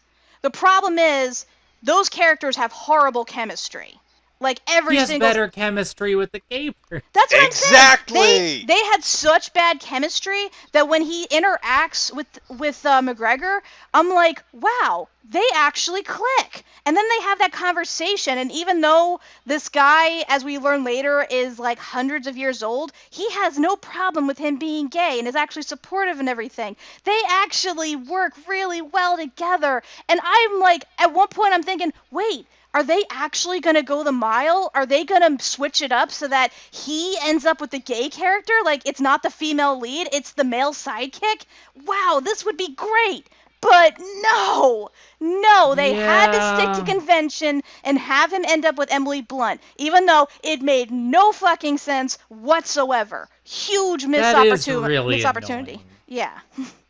It's like, and here's the thing. I don't want to harp on this because we're supposed to be talking about the movies, but like, Disney's support of the Don't Say Gay bill and anti-gay organizations really is awful, especially when you have Dana Terrence, like, from the Owl House, speaking up and like giving them the benefit of the doubt about why they canceled the show. But no, it's probably the new CEO. I forget what his name is. I don't give a flying fuck, because I don't want to give anyone who's anti-gay or anti-trans any inch.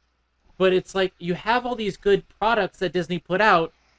that do have canon gay characters, but then you have Jungle Cruise, which, yeah, canon gay character should have wound up with The Rock, and it didn't. And it's a tease. It really is a tease. Well, it goes even beyond, even before the Don't Say Gay bill, because, of course, Disney has to protect itself when it, sells its stuff overseas, which is why we've had this whole Owl House debacle in the first place, and then this, they The whole apparently China completely market cut out thing. the anything even implying that McGregor was gay. But yeah, and it's like Alex Hirsch gave a real tongue lashing to Disney last year about the whole situation. It's like, oh, we'll show our pride, buy T-shirts and rainbow things from us, but we'll edit all the shit overseas so that they don't. We have to make it so safe that it can be easily edited out for overseas. And then now the stuff Yeah. with Dana, where she went to bat for them, and then all of a sudden, like, this comes out, and she's just like, nope, fuck it. I'm going to make my own charity, donate to gay and trans people. It's like, because you have these creators who want to create representation, but they can't because of this corporation. And the They're stance only on supportive when there's money involved. Like, hence why they have, like, gay days at the park and everything. And why when June rolls around, they whip out the rainbows. Because they can sell merch. That is the only reason they claim to be supportive. But then, even then, it's mostly just under the table. Like, they will never, like, publicly admit it. Because they really don't. So it's like, my public stance, and this is something that I've been doing it right now, support the creators, not the corporations. And I know it's hard because, like, with all the stuff that Harry Potter is going through right now, fuck that. Don't support her one bit. Nope. Nope. But if you own the stuff or you can buy it used, fine. The same thing applies to Disney. Don't support the corporation. Support the creators who are trying to give us good stuff. I love the Owl House. We're going to talk about it soon. We're because it's so gay and so good. But It's so gay. I love it. but then you have stuff like this, and this is where it becomes hard. I used to be able to say a line where, like, separate the art from the artist, but now things are so iffy where, like, they want it both ways, and you can't. If you support anti-gay or anti-trans organizations, you're not helping us. You're killing us. You And cannot have your cake and eat it too. So, in that case, the cake is actually a lie. Yep. And like this movie. This movie is a huge fucking lie. 'Cause, like, I personally... Go on. like I said, there was this so many better directions they could have taken with this movie, and they just didn't. And like, cause like I love Dwayne the Rock Johnson's like performance a lot of the time, but they keep waffling between trying to make him likable and trying to make him an asshole, and it doesn't blend. And then they try so hard to push the strong feminine perspective with Emily Blunt's character to the point where it gets really fucking annoying, because it's like, oh, like he can accept a gay character, but he can't accept a woman wearing pants? Really? Like, we have to keep pointing that out? That is true. Yeah, I didn't like, I like the Jungle Cruise. I think it's a great middle of the road, like, fantasy fun type Pulp Fiction movie. Not Pulp Fiction, adventure novel movie. It's like something you'd see back in the day where, like, Tom Huck and, like, we're gonna have an adventure, and I like a lot of it. I do see the faults though, and it's very middle of the road for me. Anything else, Doug?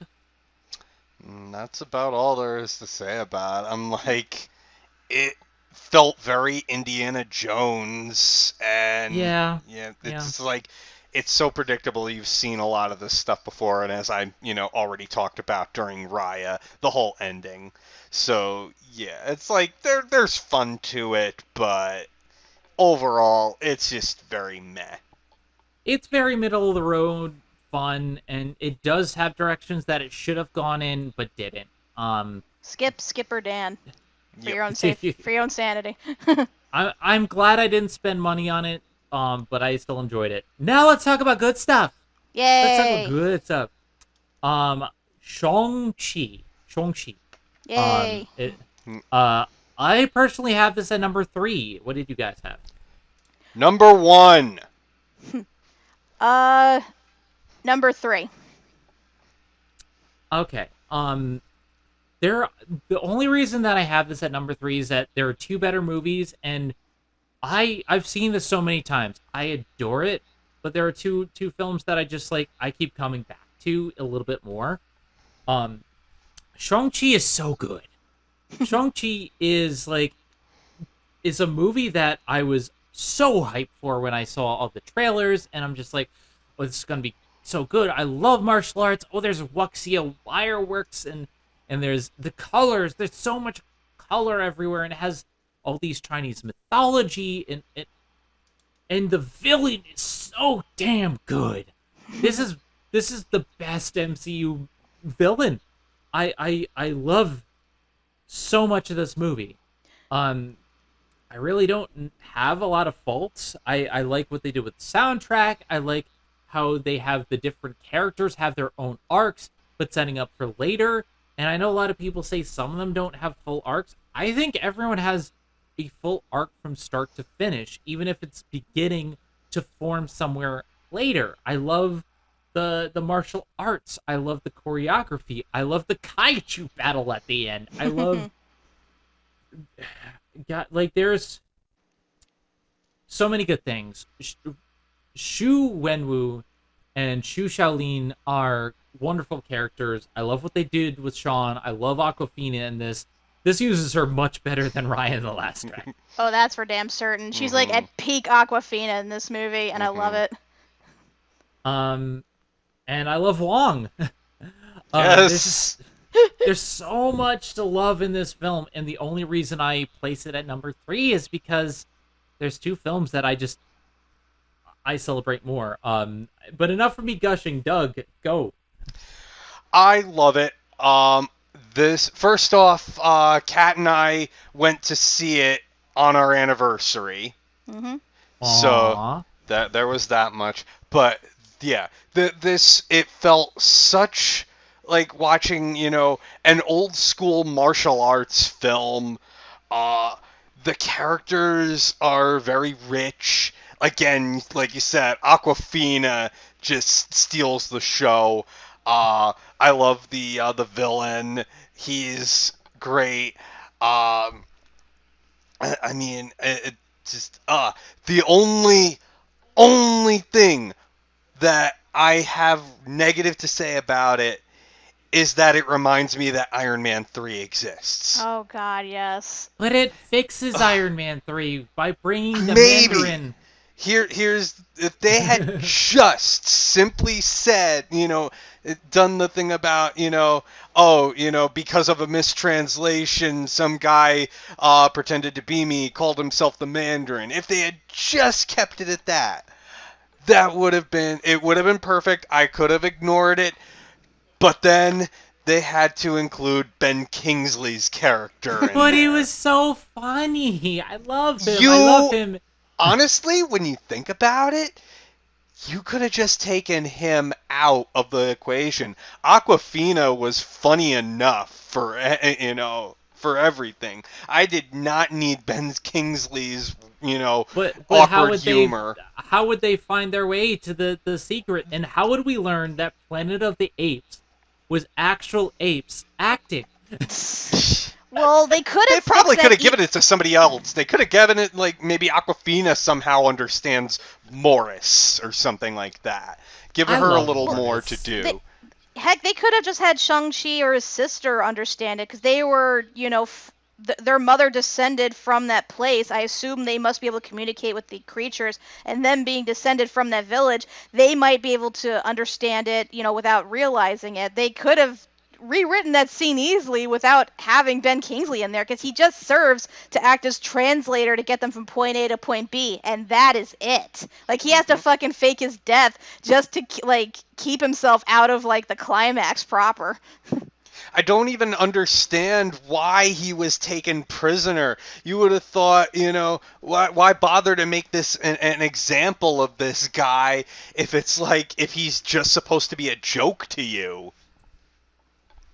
Yeah, I really can't forgive it in that sense. It's kind of why I knocked it down to 3. Not just because I enjoyed the first 2 films I ranked better, but again, that was the only severe point against it for me, given how much I absolutely fucking hate Iron Man 3. But everything else made up for it, though. I can't say my hatred is so much that it penalizes the movie overall. I like Iron Man 3. Why? We'll get into that when we actually rewatch it for the Marvel Initiative. But I think Iron Man 3 gets a bad rap. I think what they did is great, especially because it's like everyone was afraid of an orange. And that's the thing, like, the original Mandarin character was racist. They were going to bring him in a couple Iron Man movies, but they were afraid to go full out because it's kind of a racist character. Well, his portrayal was definitely racist, I'll give you that, given what the whole concept behind him was back in the day, but he's appeared in more recent stuff, like in the animated Iron Man TV show, which came out, I think, in like 80s, 90s or something. No, I think it was the 90s, yeah. Yeah, he was the main villain, but he was a legit threat. He was like a sorcerer. So, like, you could technically, revamp that character to, have him be a threat without being overtly racist. And, it seemed like that's what they were going to do in Iron Man 3 initially, but they just threw that out the fucking window. Because our friend Joe will tell you, because he read the Iron Man comics, and he will tell you that the Mandarin was great in them. So I don't see why they couldn't have done something similar. I mean, heck, from what I read, the actor Tony, was it Chua Lung? I'm probably horribly mispronouncing that. Yeah, he went into this knowing nothing about the Mandarin. Like, he went into this role completely blind and revamped it himself. And I give him kudos for that, because look what we got as a result. He's like one of the best MCU villains ever. Xu Wenwu is amazing. And again, we'll get into Iron Man 3. I just like the way they went about it and saying, like, this is what I choose to let you people do it, because, like, I could just kill you guys. Like, I'm above that, Like, you have people afraid of the 10 rings and, like, Iron Man 1 and Iron Man 3, but it wasn't me. It wasn't me. They adopted my name, and it's like, whatever, I'm still King of the Ring. I love the characters. I love the colors so much. I love the fights. I love Razor Fist, the fight on the bus. Another thing. Cameo from Spider-Man guy. It's like, hey, Spider-Man, do a backflip. That was the guy who was vlogging on the bus. That was funny. Now I want him in every cameo spot. He is the new Stan Lee cameo. So he went from New York to San Francisco? What? So it took like 3 weeks of karate, so I'm gonna like judge this fight right now. My guess, he's on like a trip. Like, he's probably there for vacation, and that's why he's vlogging it. He's probably one of those like travel vloggers, that like just goes wherever and documents everything for the views. But yeah, there's like, this one is just so good. I don't really have much more to say than, like, go watch it. Yep. Yeah, honestly, if it wasn't for the first 2 on my list, this definitely would have been the best for me this year. The last year, I should say. This next one, we have a lot to say, and I already did like a long thing in phasing forward where, like, we're gonna do probably something with Phil later on, just to kind of cross over our podcast. But Eternals, 10. 11. It's the bottom of the list. 11 if I counted the honorable mention, but yeah, like 10 officially. It is the bottom of the barrel of everything that came out the past year. Doug? Yep. 10 It would be 11 if not for honorable mention. Okay, here's the Yep. thing. I already said a lot about this, but this is like this film was so boring and dull. I had to stop and pause and just be like, look at my watch and just be like, God, because like it has a good setup and it has a really good climax with muddied stuff in the middle and whatnot. And but the middle is so boring and repetitive, and then they do stuff with Fastos that I hate. Like a lot of it is just like, hey, Ajax is dead. Let's go find someone else. Tell them Ajax is dead. Let's go find someone. Ajax is dead. And a lot of it, like the flashback stuff is interesting, but they don't have enough time to do stuff with these interesting characters and concepts where you have a full series worth of ideas shoved into a movie and squeezed in. It is just like I want to like this because hey, you have an actual canon gay character who has a husband on screen and a child. Kudos there. You have a deaf character. I love Makari. Deaf sign language. You have diversity in this cast. You have an African American hero. You have female characters. You have interesting characters in that. But they don't have enough time to do anything with them. And half the time I'm just sitting just saying, okay, I don't care about this guy. And then they killed off the interesting one, and then like like they have too big a cast for one show. I compare it to Hero season 2. I don't know if you've seen Hero season 2, but it was a mess. I'll take your word for it. Yeah, this definitely should have been a Disney Plus streaming show, because that is the only way this would have worked, is with given the huge cast of characters. It is way too big, especially for a superhero team. Like Avengers wasn't even that big at its peak up until Endgame.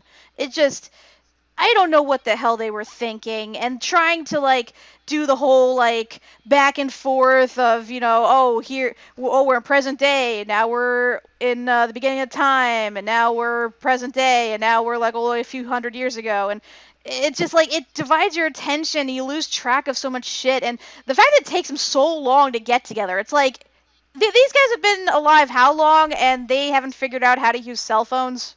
Like, seriously, they don't at least have pagers to let each other know if something, like, monumental happens? Hell, don't they contribute to the advance in technology as well? Yeah, the Like- one guy specializes in tech. He could have easily made something for them so they could all stay in touch in case, like, something serious happened. Like, the fact that they had... Fastos' whole deal is that he blames himself for advancing humans too far. Yeah, but still, you could create a tiny little pager, just like, okay, if something happens and it's the end of the world, we're all gonna, like, you know, just keep your pager on hand, and, you know, we all meet at this one spot. Like, they could have saved themselves so much time, and I get they were trying to, like, flesh out each character, introduce them properly and stuff, but, again, that would have been better suited for a fucking TV show, not a friggin', like, 2.5-hour movie. Like... And well, it feels like it's 3 hours. It feels like 5, and it's like they don't have enough time to do what they need to do, which leads to cuts like the friggin' Hiroshima scene, which we talked about it with me and Phil, but essentially there's a scene in the movie where where Fastos, who is based on Hephaestus, is basically he breaks down after Hiroshima's bombing. And he says, "Oh my God, what have I done?" And I'm thinking, but what about World War II and World War I and all the other conflicts that happened up to this point? And then they immediately cut to him happily married with his son, saying like, "Oh, I got over it." What? Yeah, we don't have time for that. Ain't nobody got time for that. Like, there's so much bad in this. We'll get into it deeper later, but just this is boring, bottom of the barrel. It could have been, should have been so much more. Yeah, but it just sucks. Because it doesn't make sense. Not in continuity of the MCU, not in terms of their motivations, not in terms of their characters overall. Like, it just doesn't make sense. It doesn't belong anywhere, because their excuse for not being involved in Endgame does, you know, like they try to explain it. It's stupid. It doesn't make sense at all. And the characters themselves are supposed to be like immortal robots or whatever, but yet they have certain quirks and stuff that theoretically should interfere with their ability to fight. It just, oh god, it is so There's a infuriating. lot of infuriating problems. I have, like, there was a problem that I had initially, but I just interpreted it wrong. Like, the whole conflict is based on whether or not they birth a celestial. And the whole thing is, it's not a celestial destroying a planet to birth another planet. It's they create entire universes. And I'm like, okay, so you're destroying billions to create trillions. It's And basically the that one arc from Steven Universe. You know, when they were destroying all the gem shards and stuff, putting them all in the middle of the Earth in order to form the cluster just to create a brand new, like, geo-weapon. It's the same exact plot. Except a little bit more muddy. They don't explain it very well. But I just thought it was dumb when the Celestial comes out of the planet and there's, like, no damage to the planet. I know, seriously. Like, you think that splitting the Earth's crust several, like thousands of feet would do something to the Earth in some capacity. It'd be like a crack in an egg. It's like, yeah, just because the yolk doesn't spill out doesn't mean the egg is unaffected.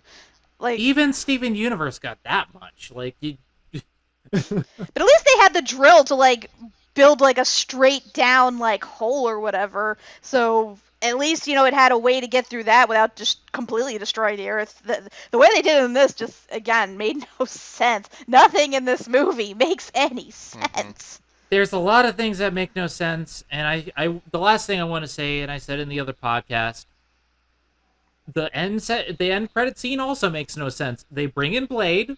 They bring in the Black Knight, who I have no knowledge of. They bring in Pip the goddamn troll for some reason. They bring in Eros, who is Thanos' brother in the comics, whose power is lust, and I'll leave it at that. Like, they bring in characters, and I'm just like, why? Why? See, We didn't have enough characters to begin with. Like, we already don't have enough character. Why are you bringing all these characters that nobody knows about, and in many cases are problematic? Cough, Eros cough. But that's all I'll say on that. I think we're going to get into it more in the Marvel initiative. There's a lot that we can say, but Eternals is bad. Yeah, I do just want to say one thing. Okay. David Kay and Kumail Nanjiani. Is They that were the things I liked. Valet? Huh? The valet? What you call it? Kumail, he was, what was the Bollywood star? With the assistant. Kingo. Yeah. Kingo and his valet. Like, Kingo and his valet. Yeah. His valet was the best character. Yeah, they were honestly, like, the most interesting characters, although I do have issue with Kingo deciding, you know, where his loyalty lies. It's like, oh, you know, I'm not gonna stop you, but, you know, I'm not for what you guys are doing. So I'm like, it hurt a lot to, you know, have this entertaining character who seems to absolutely love the Earth and the Earthlings and everything about that just wind up, you know, turning his back on everything and not getting involved in the end. He made the conflict work. Now we have 3 more movies left to say. I don't mind this being a long one, guys, because it's been a long time since we've had this podcast, and a lot of people have been waiting on it. So I'm fine with it. I don't really care. We might go 3 hours. I don't give a shit. I'll talk forever. Because the last 3 movies are actually good. They're good. They're very good. They're very, very good. Let's start with the next film is my number 1. Encanto, also known as We Don't Talk About Bruno. What does Disney have with Bruno? Like, for Silencio Bruno, and We Don't Talk About Bruno. And Bruno the dog from Cinderella. Like, yeah, they definitely have something against Brunos. But yeah, it's my number 1 too. It's my number 1 as well, like, definitely. I put it at number 3. Like, this is one of those films where, like, on a purely technical level, I think Shang-Chi is better. But the thing is, I enjoy Encanto so much. I've had these songs on repeat so much. Every single one is fantastic. But also, these characters defy the traditional mold. You have a buff girl for once, but she talks about how she sometimes cries and doesn't feel strong. And every single character has that layer of depth. I love Mirabelle. I love Bruno. I love the conflict. I like the idea of this matriarch who's just trying to keep everything together and is afraid of losing it all and is pushing everyone away because she's trying to hold so tight. And there's so many interesting things about this movie, but it's just how it's stuck in my head. Um, I love that it's dealing with Latin America. I believe. It takes I'm place not in Colombia. Colombia. Mm-hmm. So you have a lot of this Colombian style music and this camaraderie, community, and you have these interesting kids learning about the story, and it's mystical, but it's also about family. Everything works for me. I cannot pinpoint one thing I don't like. Yeah. Doug. So, Sorry. Go ahead. yes, I will very much agree with everything that you just said. However, if I do have to nitpick,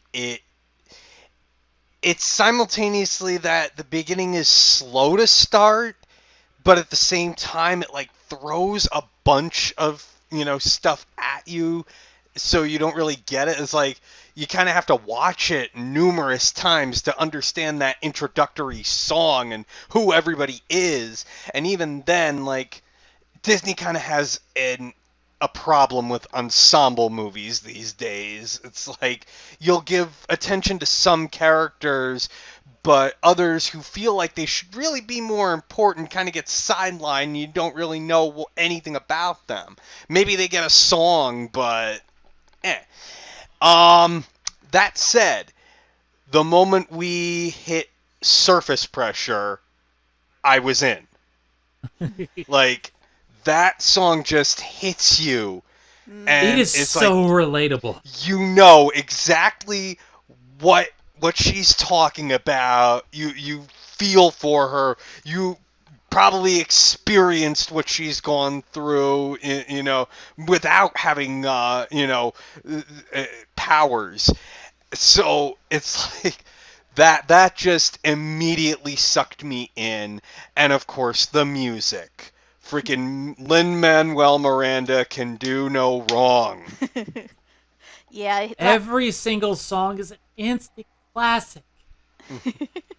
Yeah, honestly, I like you. I've been listening to it on repeat. I listen to it on my way home from work. I listen to it at night when I'm gearing up to edit stuff. Like, it just hits that perfect vibe, and it's like because it's like a partial rap. You keep listening to it just to learn the fast bits, and the challenge of just trying to sing it too. And again, the whole message behind each song and the emotional chord that it strikes with everybody just. Oh man, it's so damn good.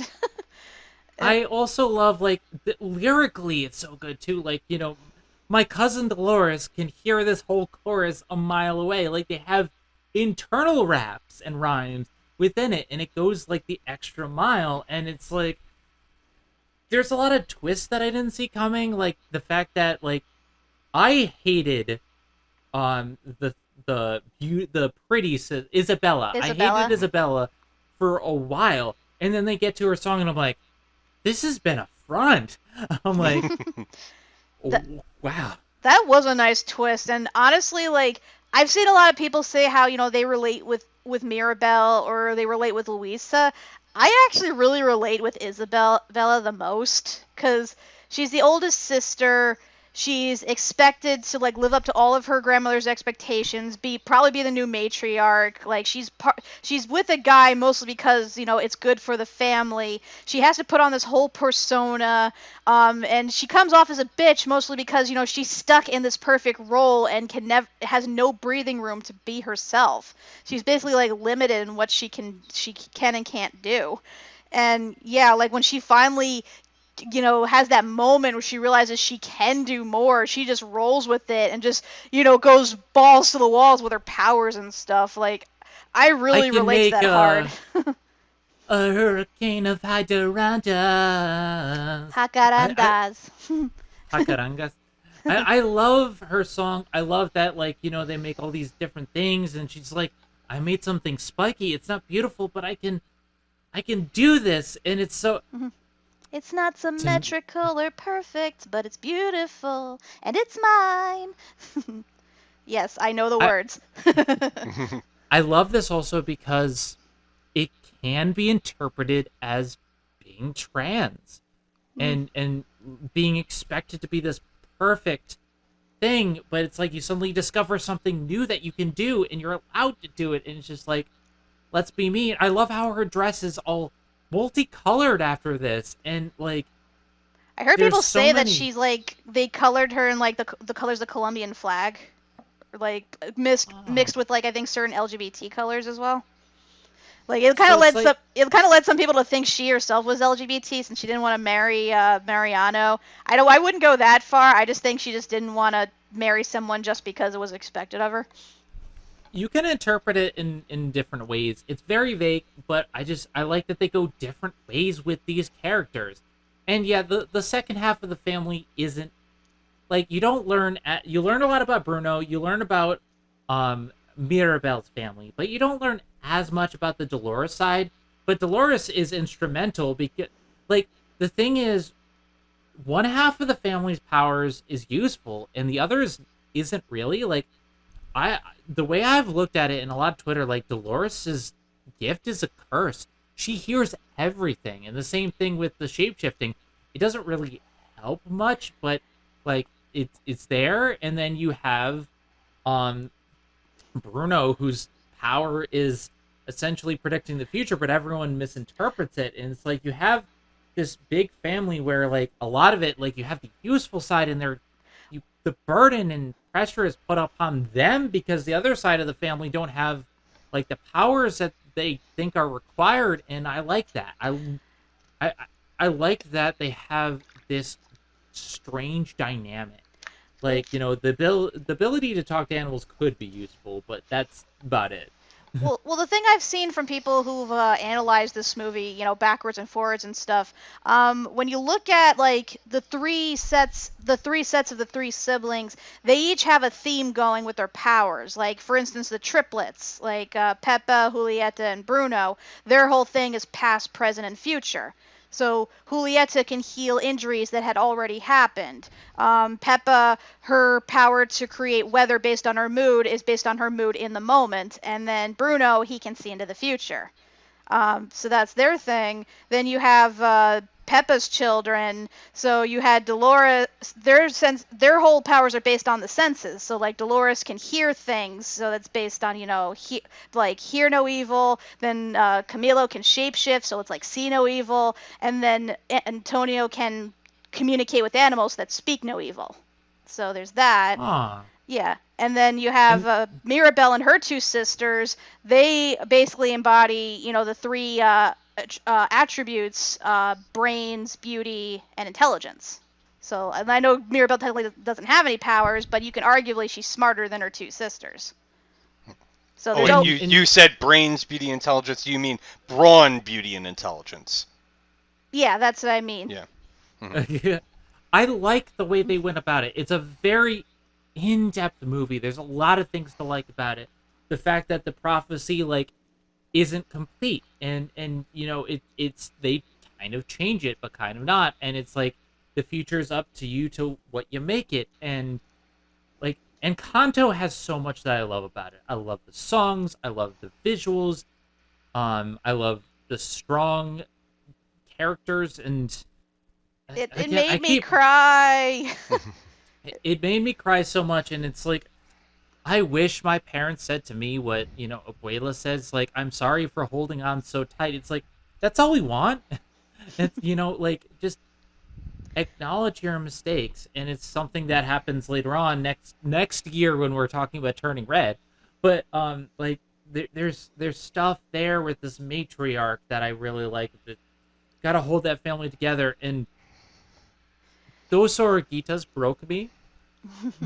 It Yeah, the whole broke me. I love generational it so much. trauma aspect, definitely, living up to unrealistic expectations, expected to always be on, to always show perfection and to be of use to people. Like that Yeah. definitely relates. A lot of people can relate to that hard, especially now with everybody, since the pandemic started, a lot of people have reevaluated their relationships with people and whether or not it's even worth to keep in touch with them anymore. So I'm glad to see movies like this are exploring that aspect and showing that some of them are validated in, how they associate with their family and whether or not it's a good idea to keep associating with them. Like there's so much that really works, especially because not only do they show Mirabel's side, they show you how brutal what happened to Abuela was from the very beginning, and they show it again. And like Dos Oruguitas is beautiful to me because like it's a great song and it's better in Spanish, much like in Coco. But like they show their love from the beginning. They show like they were in love. They were robbed of everything, their home, their love, their abuelo. And even though my theory is that abuelo is the spirit of Encanto, The casita, his yeah, I heard seeing that as yeah, well. that's my theory is that he is casita because his portrait's there and he embodies that. But like it's still brutal, and you can see the trauma that it inflict on abuela. So you understand both sides, and God, this is a good movie. And I can't say anything negative. And I will say one thing though, like this is probably one of the only occasions where I really think this is like the perfect pilot for a Disney TV series. Because I would love that if they made a whole like series like they did, with Rapunzel and Big Hero 6 and those other Disney like spin-off TV shows. Because I think there's so much they can do with this premise, showing them starting over as a family and just, you know, going through their everyday lives, like now that they are able to do what they want with their own powers. Like I think there's so much potential with this. I also love the message at the end is that the magic didn't immediately come back until they rebuilt the house together to show that they are the magic. Their family, their camaraderie is the magic. And they gave her the doorknob, and that broke me. I'm just like, oh, my heart. Doug, do you have anything to add? I don't know what else I could add to this. Yeah, it's like, again, we've stumbled into this theme of, addressing generational toxicity and trauma, and they've continued that in, Turning Red, which I cannot wait till next year to talk about. But yeah, it's good. Like my initial reaction to the film um, was that of, it's pretty, the music is good, but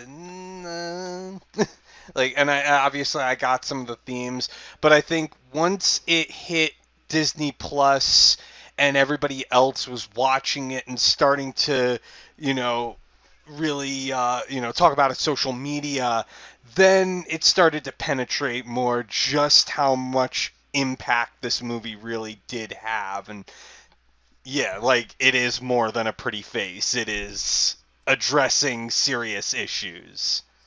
All I will say right now to end this off is you never not on my mind. Oh my, oh my. I can't wait to talk about Turning Red. It's gonna be so fun. Oh, yeah. Are we ready to move on? Yep. I guess that leads up to our honorable mention then, right? Your honorable mention. I actually gave this one a score, but we are talking about Muppets Haunted Mansion. Yay! Why don't you introduce this one, Kat? Yeah, so Muppets Haunted Mansion is the film I never knew I wanted. Like, so much. Like, despite the fact that it only came on Disney Plus, it is a legit movie in its own right in terms of like being in continuity with the other Muppet films.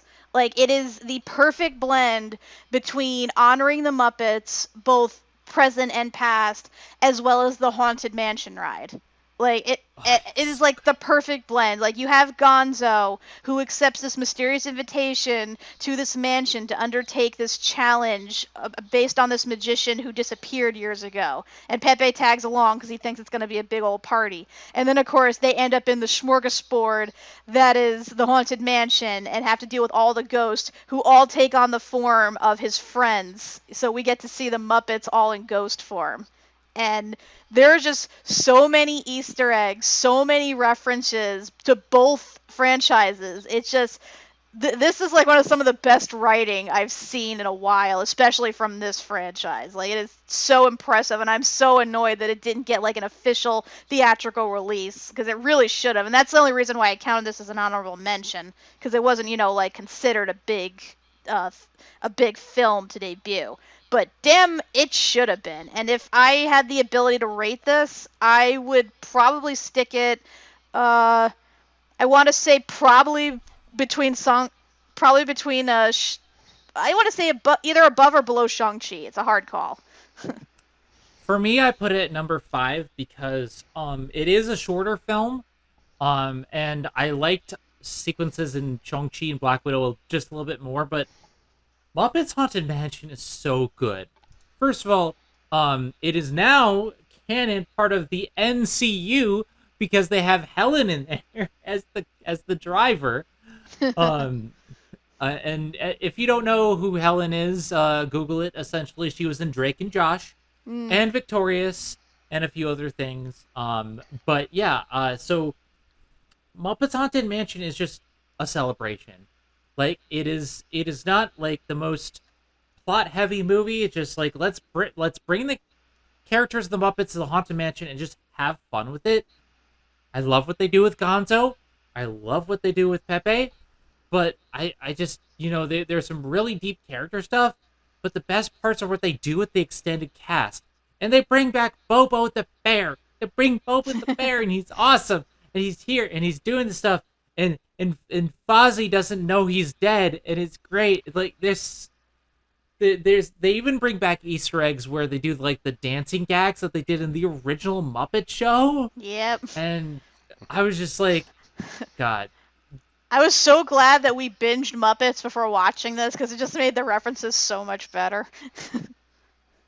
Muppets Haunted Mansion to me is a celebration of Muppets. It is great, and I highly enjoyed it. Doug? I rated it at number 2. I had so much fun watching this. The You wouldn't think that the Haunted Mansion and Muppets would blend, and yet it just wound up. They did it so well. I've never seen the Eddie Murphy Haunted Mansion movie, but I can expect this is far superior This is to the it. better movie. This is so much better. It does such a good job incorporating all the elements of the Haunted Mansion and inserting random Muppet characters, inappropriate places. The only gripe that I have is Will Arnett, which, like I said in our live reaction, I very much enjoy Will Arnett. I think he is a fantastic comedic actor, but I feel like he is so totally toned down in this, whether it be, by his own character choice or whether, he wasn't really into it and phoned it in, which felt more like it. Because it's like he's so very subdued in this role.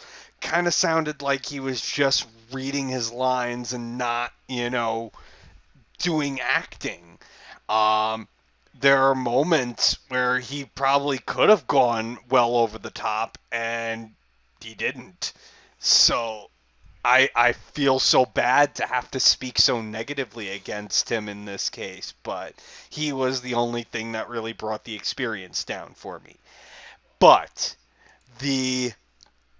just like I said, the Easter eggs and everything like that, the fact that Ed Asner, just before dying in real life, plays a ghost in this non-speaking role, but he's It's so there. perfect. It is so Yes. perfect. I personally like how Will Arnett is more subdued. Like, I mostly know him from the Lego Batman movie and the Lego movie, and I think that, like, yeah, he's definitely the baritone. He's playing something different, but I think that goes with the themes that they're trying to do for Gonzo of, like, he's subdued because he's solemn, because he never could face the fear that is his own mortality. But Gonzo did, and there's some really great parallels with it. I don't necessarily think it's phoned in. I think that was the direction that they went with. Yeah, but in that case, they should have gone with a different actor. Because if you've seen what Will Arnett in his prime, like think BoJack Horseman, you can see exactly how well he does, both in a comedic and a dramatic aspect. But yeah, it felt really lacking in this. Hence why Doug feels the way he does. Like I was fine with it. Like because again, I consider it as part of one of the Muppets' many like celebrity cameos, and really they're just there just for the novelty of it. So with him, it's like I didn't judge him too harshly, but yeah, he wasn't as good as he could have been, I know him to be. I have a confession to make. I've never seen BoJack Horseman. The only role that I've seen Will Arnett in is the Lego movies. You are depriving So yourself. He has so many good roles out there that he's done, including BoJack. So yeah, start watching more. Then you'll see what we mean.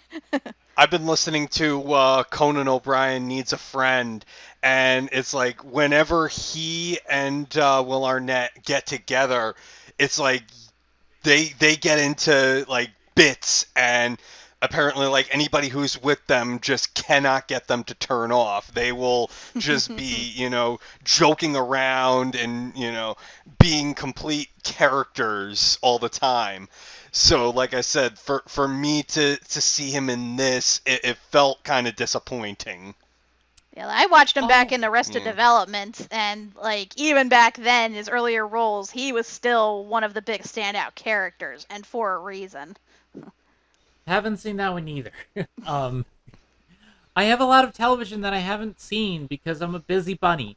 Um, with that being said, is there anything else that you two want to say before we move on? Haunted Mansion, Muppets, good. Watch our Definite live watch. reaction. Yeah, watch our live reaction to the Muppets Haunted Mansion. It's on our channel. There's our plug. Yeah, go watch it on Zenith Zenith and and Crew. And yeah, Zenith and Crew is their channel. I'm going to guest star. I am the ghost host. But this is the Bun Squad is my channel, featuring them. All right, now it's time for the big one, the last movie that came out this year, Spider-Man: No Way Home, which it's first of all, before we get into that, this is the 60th anniversary of Spider-Man, and as of this year. Not 2021, 2022, 60th anniversary of Spider-Man. So, like, this feels like a big celebration. And this had big shoes to fill, but for me, this is my number 2 of the year. Kat? Yeah, this actually is my number 2 as well. Like, this, to me, like, in regards of the whole, like, Spider-Man universe, all the movies, this is close to being the most perfect one I've seen so far. The only one I would also rate as being number 1 is Into the Spider-Verse. But yeah, like, if Encanto had not come out this year, this would easily be my number 1. And Doug? You're all gonna hate me. I have a controversial.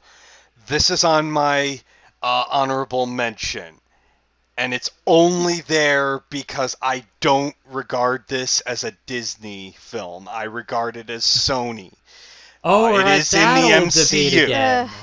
But Sweetie. I will say, if not for that, it would easily be my number 1.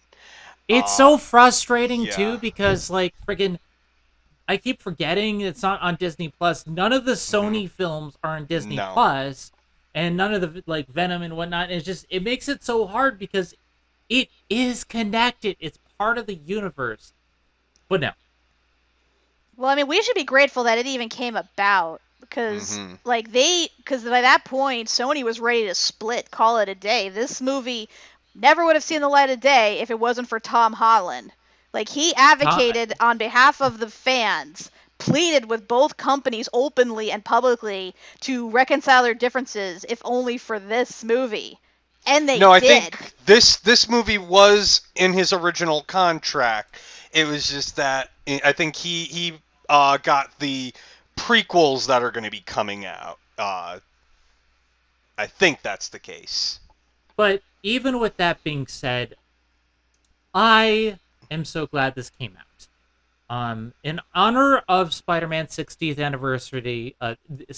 anniversary, I treated this year as Spider-Man-a-thon. This is my Spider-Man-a-thon. While I've been doing a lot different stuff in games and whatnot, I went through every single Spider-Man film. I saw all the Tobey Maguire films in a row. I saw all the Andrew Garfield films back to back. And then I watched his appearance in Civil War. I watched Homecoming. I watched Infinity War, then Endgame. And then I topped it off with Far From Home before I saw this. And honestly, I think that's the way to do it, because No Way Home is an answer to Into the Spider-Verse, because everybody here, everybody's here. Everyone and their mom is here. What, you wanted more? I mean, like, this is the ultimate Spider-Man film, because not only does it end and further the plots of, Tom Holland's characters, and it goes in certain directions with them.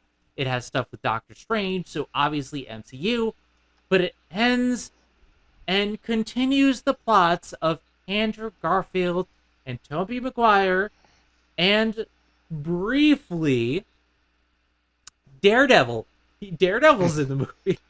Yeah, but then again, Hawkeye kind of steals the thunder from that for having. Yeah, Hawkeye Kingpin. does steal, because with Kingpin, and the Kingpin stuff in that was great, and I'm very happy with that. But so we have everything here, and the thing is, it brings in the villains from these movies, and in some cases, with Electro, it not only redeems them, but it makes them better designed. It gives them more to do. And in the case where they're already good, like Spider-Man 1 and 2, it shifts things around where it's okay, well, we're going to have Doc Ock be semi-good in this and help at the end. We're going to have the Green Goblin be the main driving force, but start off with him being kind of the good guy, and the driving message of the film is helping others, because that's what Spider-Man does. And having Aunt May have Feast in this, because I played the video game, I know what Feast is. I knew that too. Yep. It's so good because it's all about her whole thing is helping people. No matter what, we have to try and help them. And she provides the Uncle Ben angle here, and that really works because she's just with great power comes great responsibility. She said it. He said it. We have to do it because that's what Spider-Man does. It's not about doing the right thing. It's about helping others, even if they're villains. And I love the message of helping, trying to cure the villains and trying to help them. Even if it doesn't necessarily always matter, we get closure with them. I love the banter between the two Spider-Men and them thanking and loving each other and geeking out over their different powers and how Tobey has organic web shooters. And there's so much good in this movie. If I had to label one issue, I do think they go a little bit far with the Spider-Man can't have a happy moment sort of thing, but there were scenes that just broke me, and it's this is up there. I don't think it's as good as Spider-Man 2, but it's really close, and it does a lot of good things. Doug. Oh, what can I say that we haven't already said? Just yes, the bringing just this love letter to all of the Spider-Man movies that came before it. The fact that it's like, you know, they're gonna bring back the original two Spider-Man, but it's like you're not hearing anything about it, so you're anticipating. Come on, come on, come on, and then just it's so good, it's so good. It is one more day done right. I think it's more one moment in time, but it has those vibes. Put it this way, it's you know, here's your themes. You got Aunt May dying. You've got the world knowing who Spider-Man is. So now he's got to see a supernatural entity You to have a get point. everybody to forget that, or in place of saving Aunt May. And it ultimately erases the relationship between MJ and Peter. Obviously, it is done more for selfless reasons in this case than it is the selfish reason of just wanting to extend an already old Aunt May's life even further. Mm-hmm. So, yes, in Yeah, that aspect, and not only that, in this case, they don't bring her back.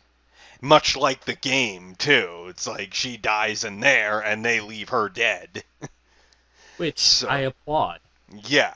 And then, of course, just adding in trying to actually redeem all these characters who it almost seems like some of them, how the hell are you supposed to redeem these people? It's like, at least with Doc Ock, it's like you just have to figure out that, the transmitter in the back of his head was malfunctioning and you need to fix that. But everybody else, it's like there's, voices in their heads. There's, deep trauma that they've lived through that they just cannot, get out of. There's, their backgrounds as being criminals, just petty criminals that wound up getting into an even worse situation, or, experimented on themselves to heal themselves and wound up turning evil. So it's like you have to wonder how they're going to solve this, and they do it in such a way. And then I have to. Okay, so the only Spider Man film that I have not seen is Amazing Spider Man 2. But I know what happens. So when Andrew Garfield saves MJ at the end, I Oh knew my god. exactly Oh what my that was god. about. I mean, I don't even have to know that from the movies, because it's a thing from the comic books too. That's been long thing. So it's like when you see that moment of him saving her and feeling that redemption, oh my heart, Mm. oh I my will say, heart. while there are problems with Amazing Spider-Man 2, and we'll probably get into that because Marvel Initiative, Gwen's death scene and the way Garfield sells it, his tears, and Garfield is such a fantastic actor. And when he like that, seeing that back to back with the redemption of him saving her, it's like I sobbed. I literally could not stop crying. I had to stop.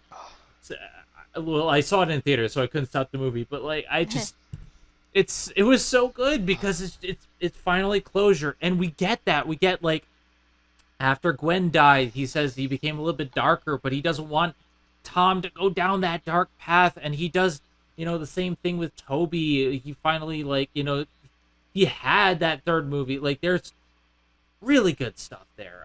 Kat, I don't want to overshadow you. Go, It's go. okay. Yeah, it's a lot of what you guys have been saying. It just, to me, this movie was about three things: um, redemption, closure, and crossovers.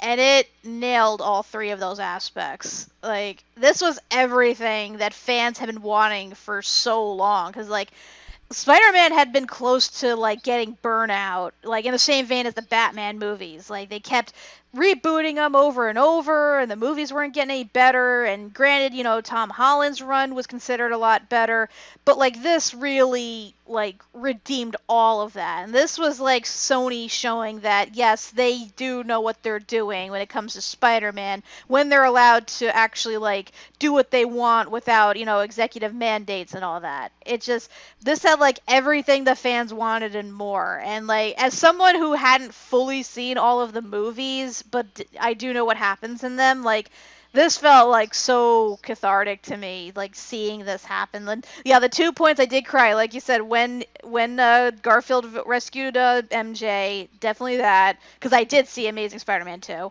And the other was when Tom Holland's Spider-Man was at the end of his rope, ready to give in to despair, and then Garfield and Maguire show up to talk him through it. And like it was like the ultimate show of self-love, like seeing the three Spider-Men like loving each other so unconditionally. Like it is exactly what all three of them need after all the bullshit all three of them have went through. They all need a hug. They all need a big hug. Both those hugs are so cathartic, and like him being hugged by Ned and MJ, and just I need to bet it. I'm feeling a little beklempt. Talk amongst yourselves. Spider-Man was neither Spider-Man nor Spider-Man. Discuss. But I will say there are two gripes. Hey, Peter. I mean, no, not you. I thought I was Peter 1. Peter 1, Peter 2, Peter 3. Which one's 3? But no, there are two gripes I have with this that prevented it from being my number one, though. One was the death of Aunt May. Like, I know you all said that's supposed to be the symbolic, like, Uncle Ben death, but the thing is, we already had the Uncle Ben death. It's just, it was never discussed or really highlighted, because we all know that it happened. We don't need to see it again. Do we, though? They never established that there was an Uncle Ben in yeah, we the do. Tom Holland movies. No, they do. Because when in the second movie, Far From Home, he uses his uncle's luggage. You see his name on it. And he references that his aunt went through a hard time the following year, indicating, Ben's death. So, yeah, like, he definitely was there. He definitely died. And I assume he's part of the reason why, Tom Holland's Spider-Man does what he does. And yeah, he gives the reason that, because he already knows the whole lesson, great power comes responsibility. He became Spider-Man of his own volition. And it was only thanks to Tony that he got, like, an upgrade and all that. But the thing is, like, he's already lost his parents. He's already lost his Uncle Ben. By this point, he's lost Tony. Did he really need to, lose his Aunt May on top of that? It just, to me, it felt overkill because, A, they were basically fridging her for the sake of his character development, and B, that it kind of makes you not want the villains to be redeemed anymore. Because granted, they've already done despicable things, but this, I think, pushes it over the edge because, Peter was helping them, and he didn't have to, and he essentially gets punished for it. Yeah. Sorry.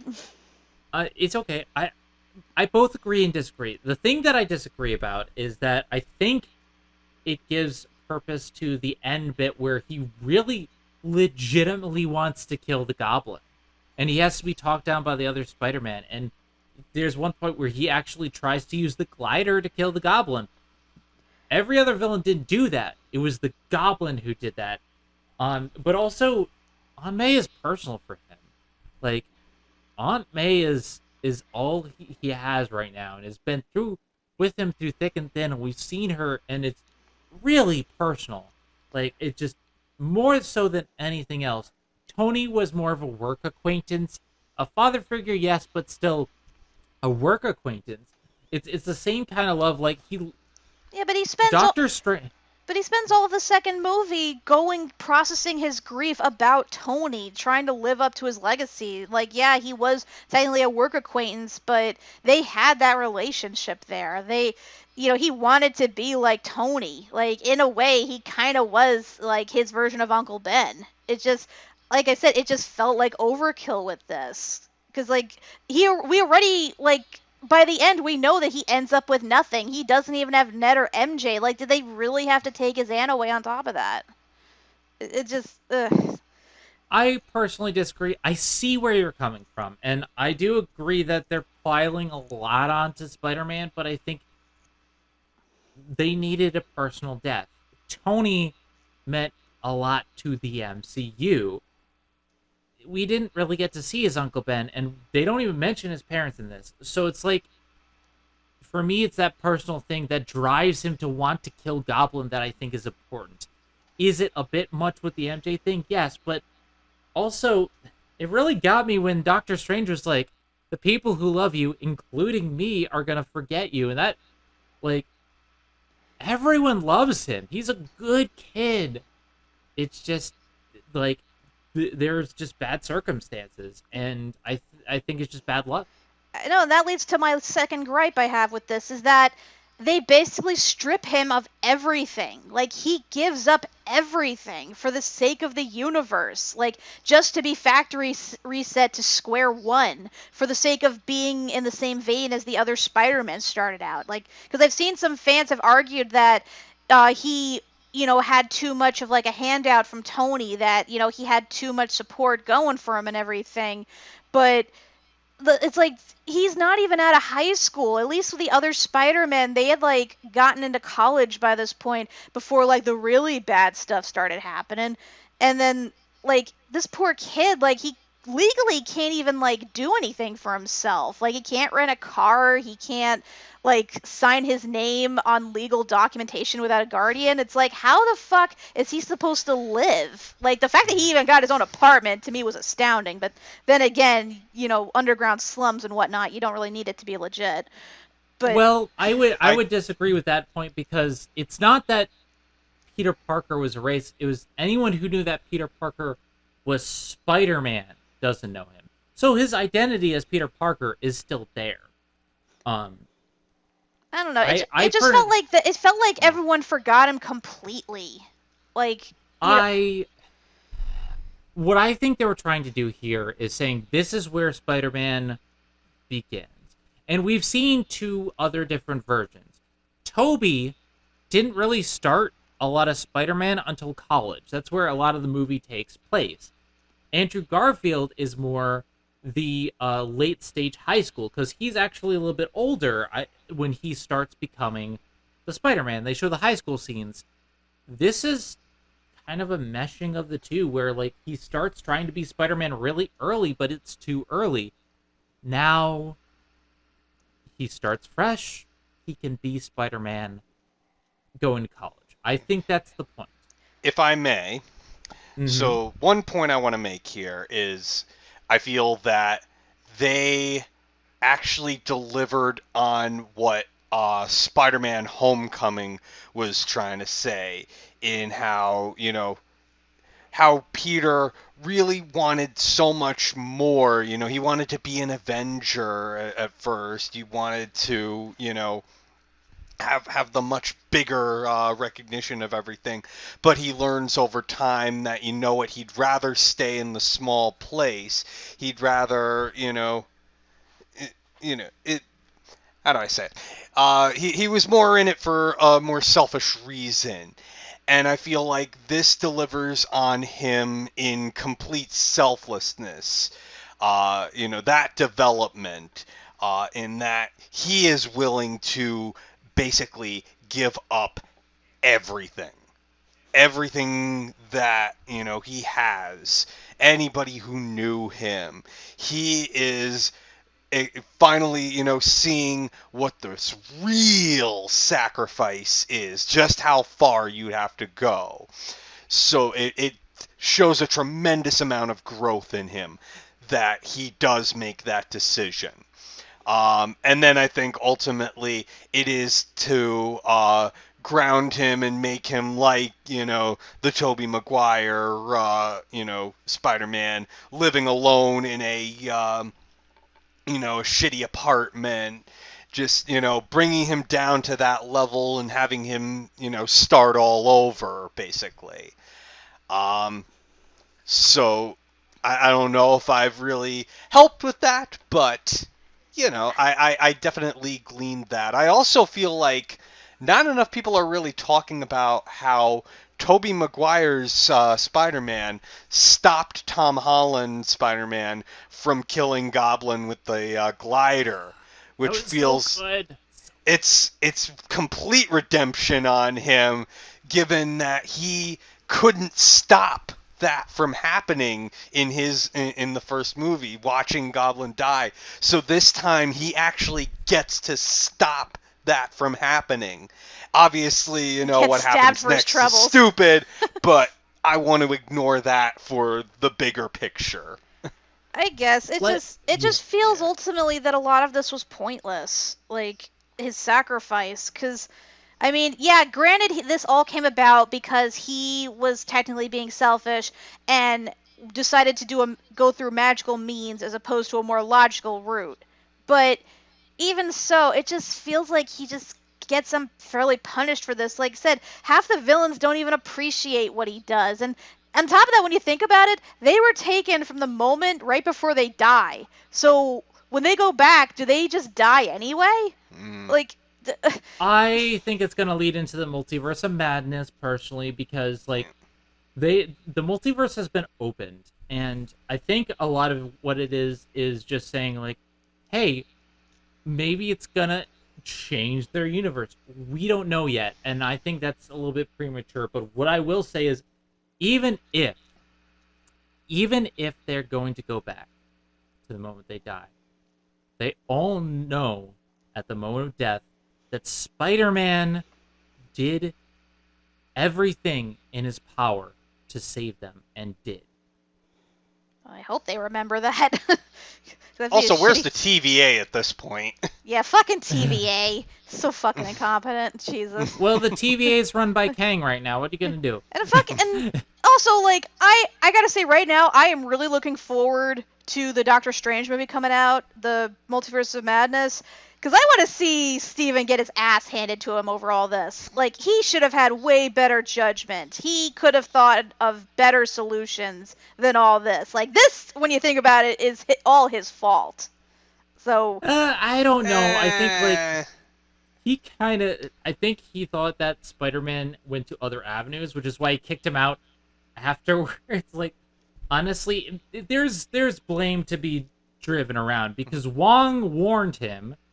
But yeah, and he fucking ignored him. They used the spell before, so it's. And remember, it's a very difficult spell to work, and then Peter winds up fucking it up because he can't, make up his mind over who needs to know. Yeah, but Steven could have worked out the details before starting this very complicated spell. They could have done any of the solutions that I've heard them do in CinemaSins and how it should have ended. They could have made it so that everyone forgot Mysterio revealed his identity, or they could have just made it so that he had the mindset that only the news and whoever else forgets that he's Peter, like specific people. He didn't have to go the full on everybody forgets, and then only in hindsight does he realize, oh wait, actually I want these people to know. They could have easily done this. And I mean, come on, Steven's all about, he's already done the whole time thing, and he was the Sorcerer Supreme. You think he'd have way better judgment than this, considering he's supposed to be smarter. Hell, he was even going to offer to try and, keep some people remembering who Peter was at the end. And Peter said, no, just everybody. Not to mention, at the end, he could have just told them again who he was. He could have just explained everything. Yeah, and then he sees how much better they are without him, so he didn't want to fuck with their lives anymore. He could have pulled the whole Spider-Man thing. He could have pulled the whole Superman thing with Lois writing the notes, revealing who he really was, or leaving any sort of explanation for them. It's just that now he has to worry in the future down the line if he actually can get them to remember or not. And I know they probably are gonna have a thing to overturn that, but still, it just I feel like there's so many ways it could have went about this. Personally, I think that there was heat of the moment, but also they didn't have the time stone. There were other ways they could have worded it, but that's not what Spider-Man wanted. he wanted everyone to forget him because everyone knew who he was. So that's the request that they gave him. And I think Steven wasn't very privy to everyone who knew the stuff in his life. So I chalk it up to teenager doesn't fully understand. Yeah, and then pompous Sorcerer Supreme former decides to indulge his wishes. Well, yeah, because Wong's in charge.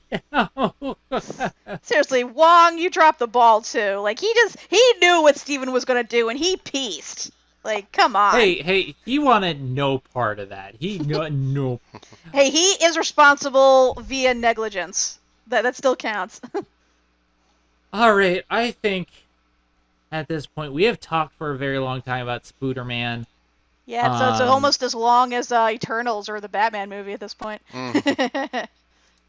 We've talked a lot. This has been a very mixed year. Personally, I think we got a lot of really good stuff, a lot of mid stuff, and then a lot of stuff that were just like, eh. It's very mixed, very, like, some really good, some really bad. Some stuff Disney has to answer for. There's a lot of stuff Disney has to answer for, but with that being said, it's been a pretty good year, a normal year for Disney, because let's be honest, a normal year for Disney has really good stuff, really bad stuff, and stuff in the middle. With that being said, I want to talk about what we're talking about next.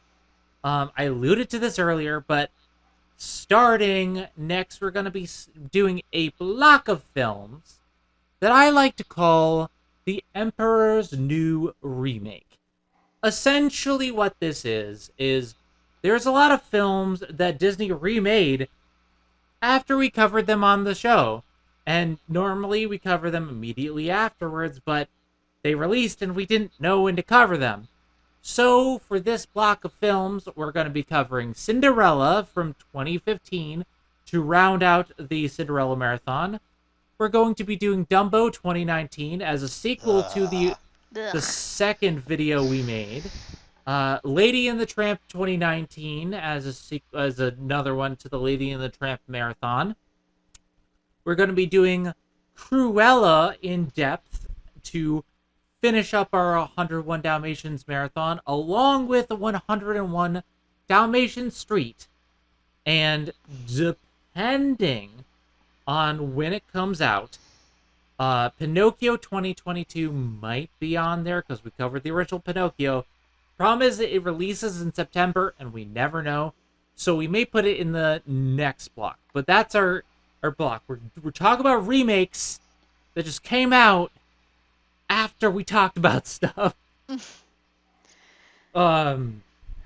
So it's gonna be interesting. I know Doug has stuff to say about it. Doug, what are your thoughts?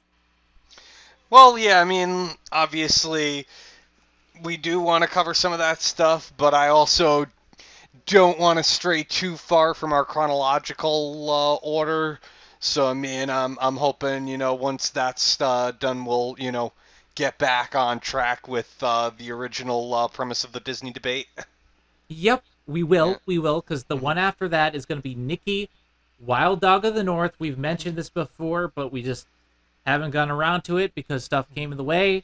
There's Greyfriars Bobby, a name I can't say, and I've never seen it. Babes in Toyland, the original. Moon Pilot. Big Red. Almost Angels. The Legend of Lobo. The Incredible Journey. The Sword and the Stone. The Moon Spinners. And then Mary Poppins before we start another block. Yeah, then after that we get into the real batshit insane stuff released in the 60s by Disney. Like the Herbie movies. There's a lot of stuff in the 60s. Like, half of those stuff I'm like, what?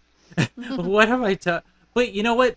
I think a large part of the charm of the Disney debate is we talk about stuff that nobody else covers. Because nobody remembers it. Yeah, so it's like, I want to kind of straddle that line. We're going to talk about the new stuff, get people in here, get people invested, and then we're going to dive into whatever the hell the Moon Spinners is. I actually own that too, and I don't remember why. I'm pretty certain when one of the Palmer videos by me shut down, I just grabbed it because it was cheap, but I never watched it. So this will be interesting. Now, one thing that I want to make sure of, I think The Incredible Journey is a prequel to Homeward Bound, but Yeah, it is in relation to those movies. Yep. So we might be doing those sequels later. I just didn't know. Ugh. I think it My might be heart. a remake. I believe it's a remake, but I have to look into that further.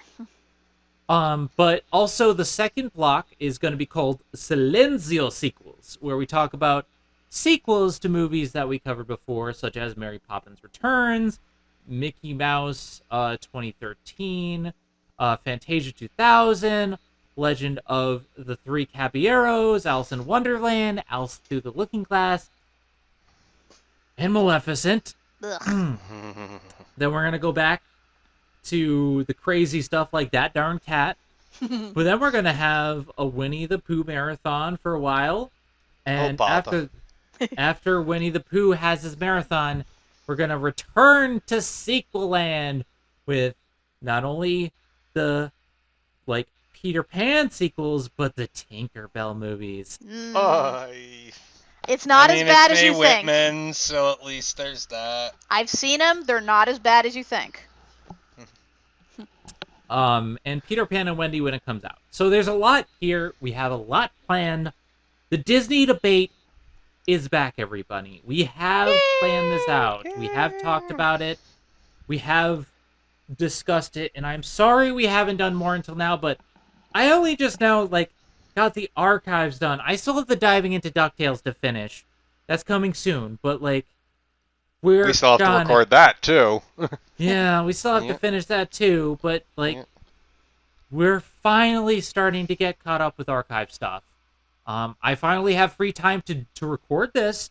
I had free time to record, Midnight Combo Pack and other stuff that, are side projects, So it's let's get back on track, everybody. This train is going right off a cliff. Let's do this! Yeah! With that being said, I am Zenith Warrior Princess, the cutest of ghost buns. I'm Kat Macberrie. I'm Bruno. We don't talk about that. I'm Doug Macberrie. And we will see you next time for Cinderella, the 500th time, the 500th time that Cinderella's come out. And just remember, we don't talk about Bruno. And watch Zenith Have a and good Crew one, for... everyone. Sorry. Oh, go on. Go ahead. You do yours. And watch Zenith and Crew for live reactions to upcoming shows such as Amphibia, The Owl House, Moon Knight, and the Obi-Wan series. I may even be on the Owl House with you. Who knows? Ooh. The shadow Who knows? Have a good one, everybody. Bye. Hoot hoot! Hootie's best wing hoot.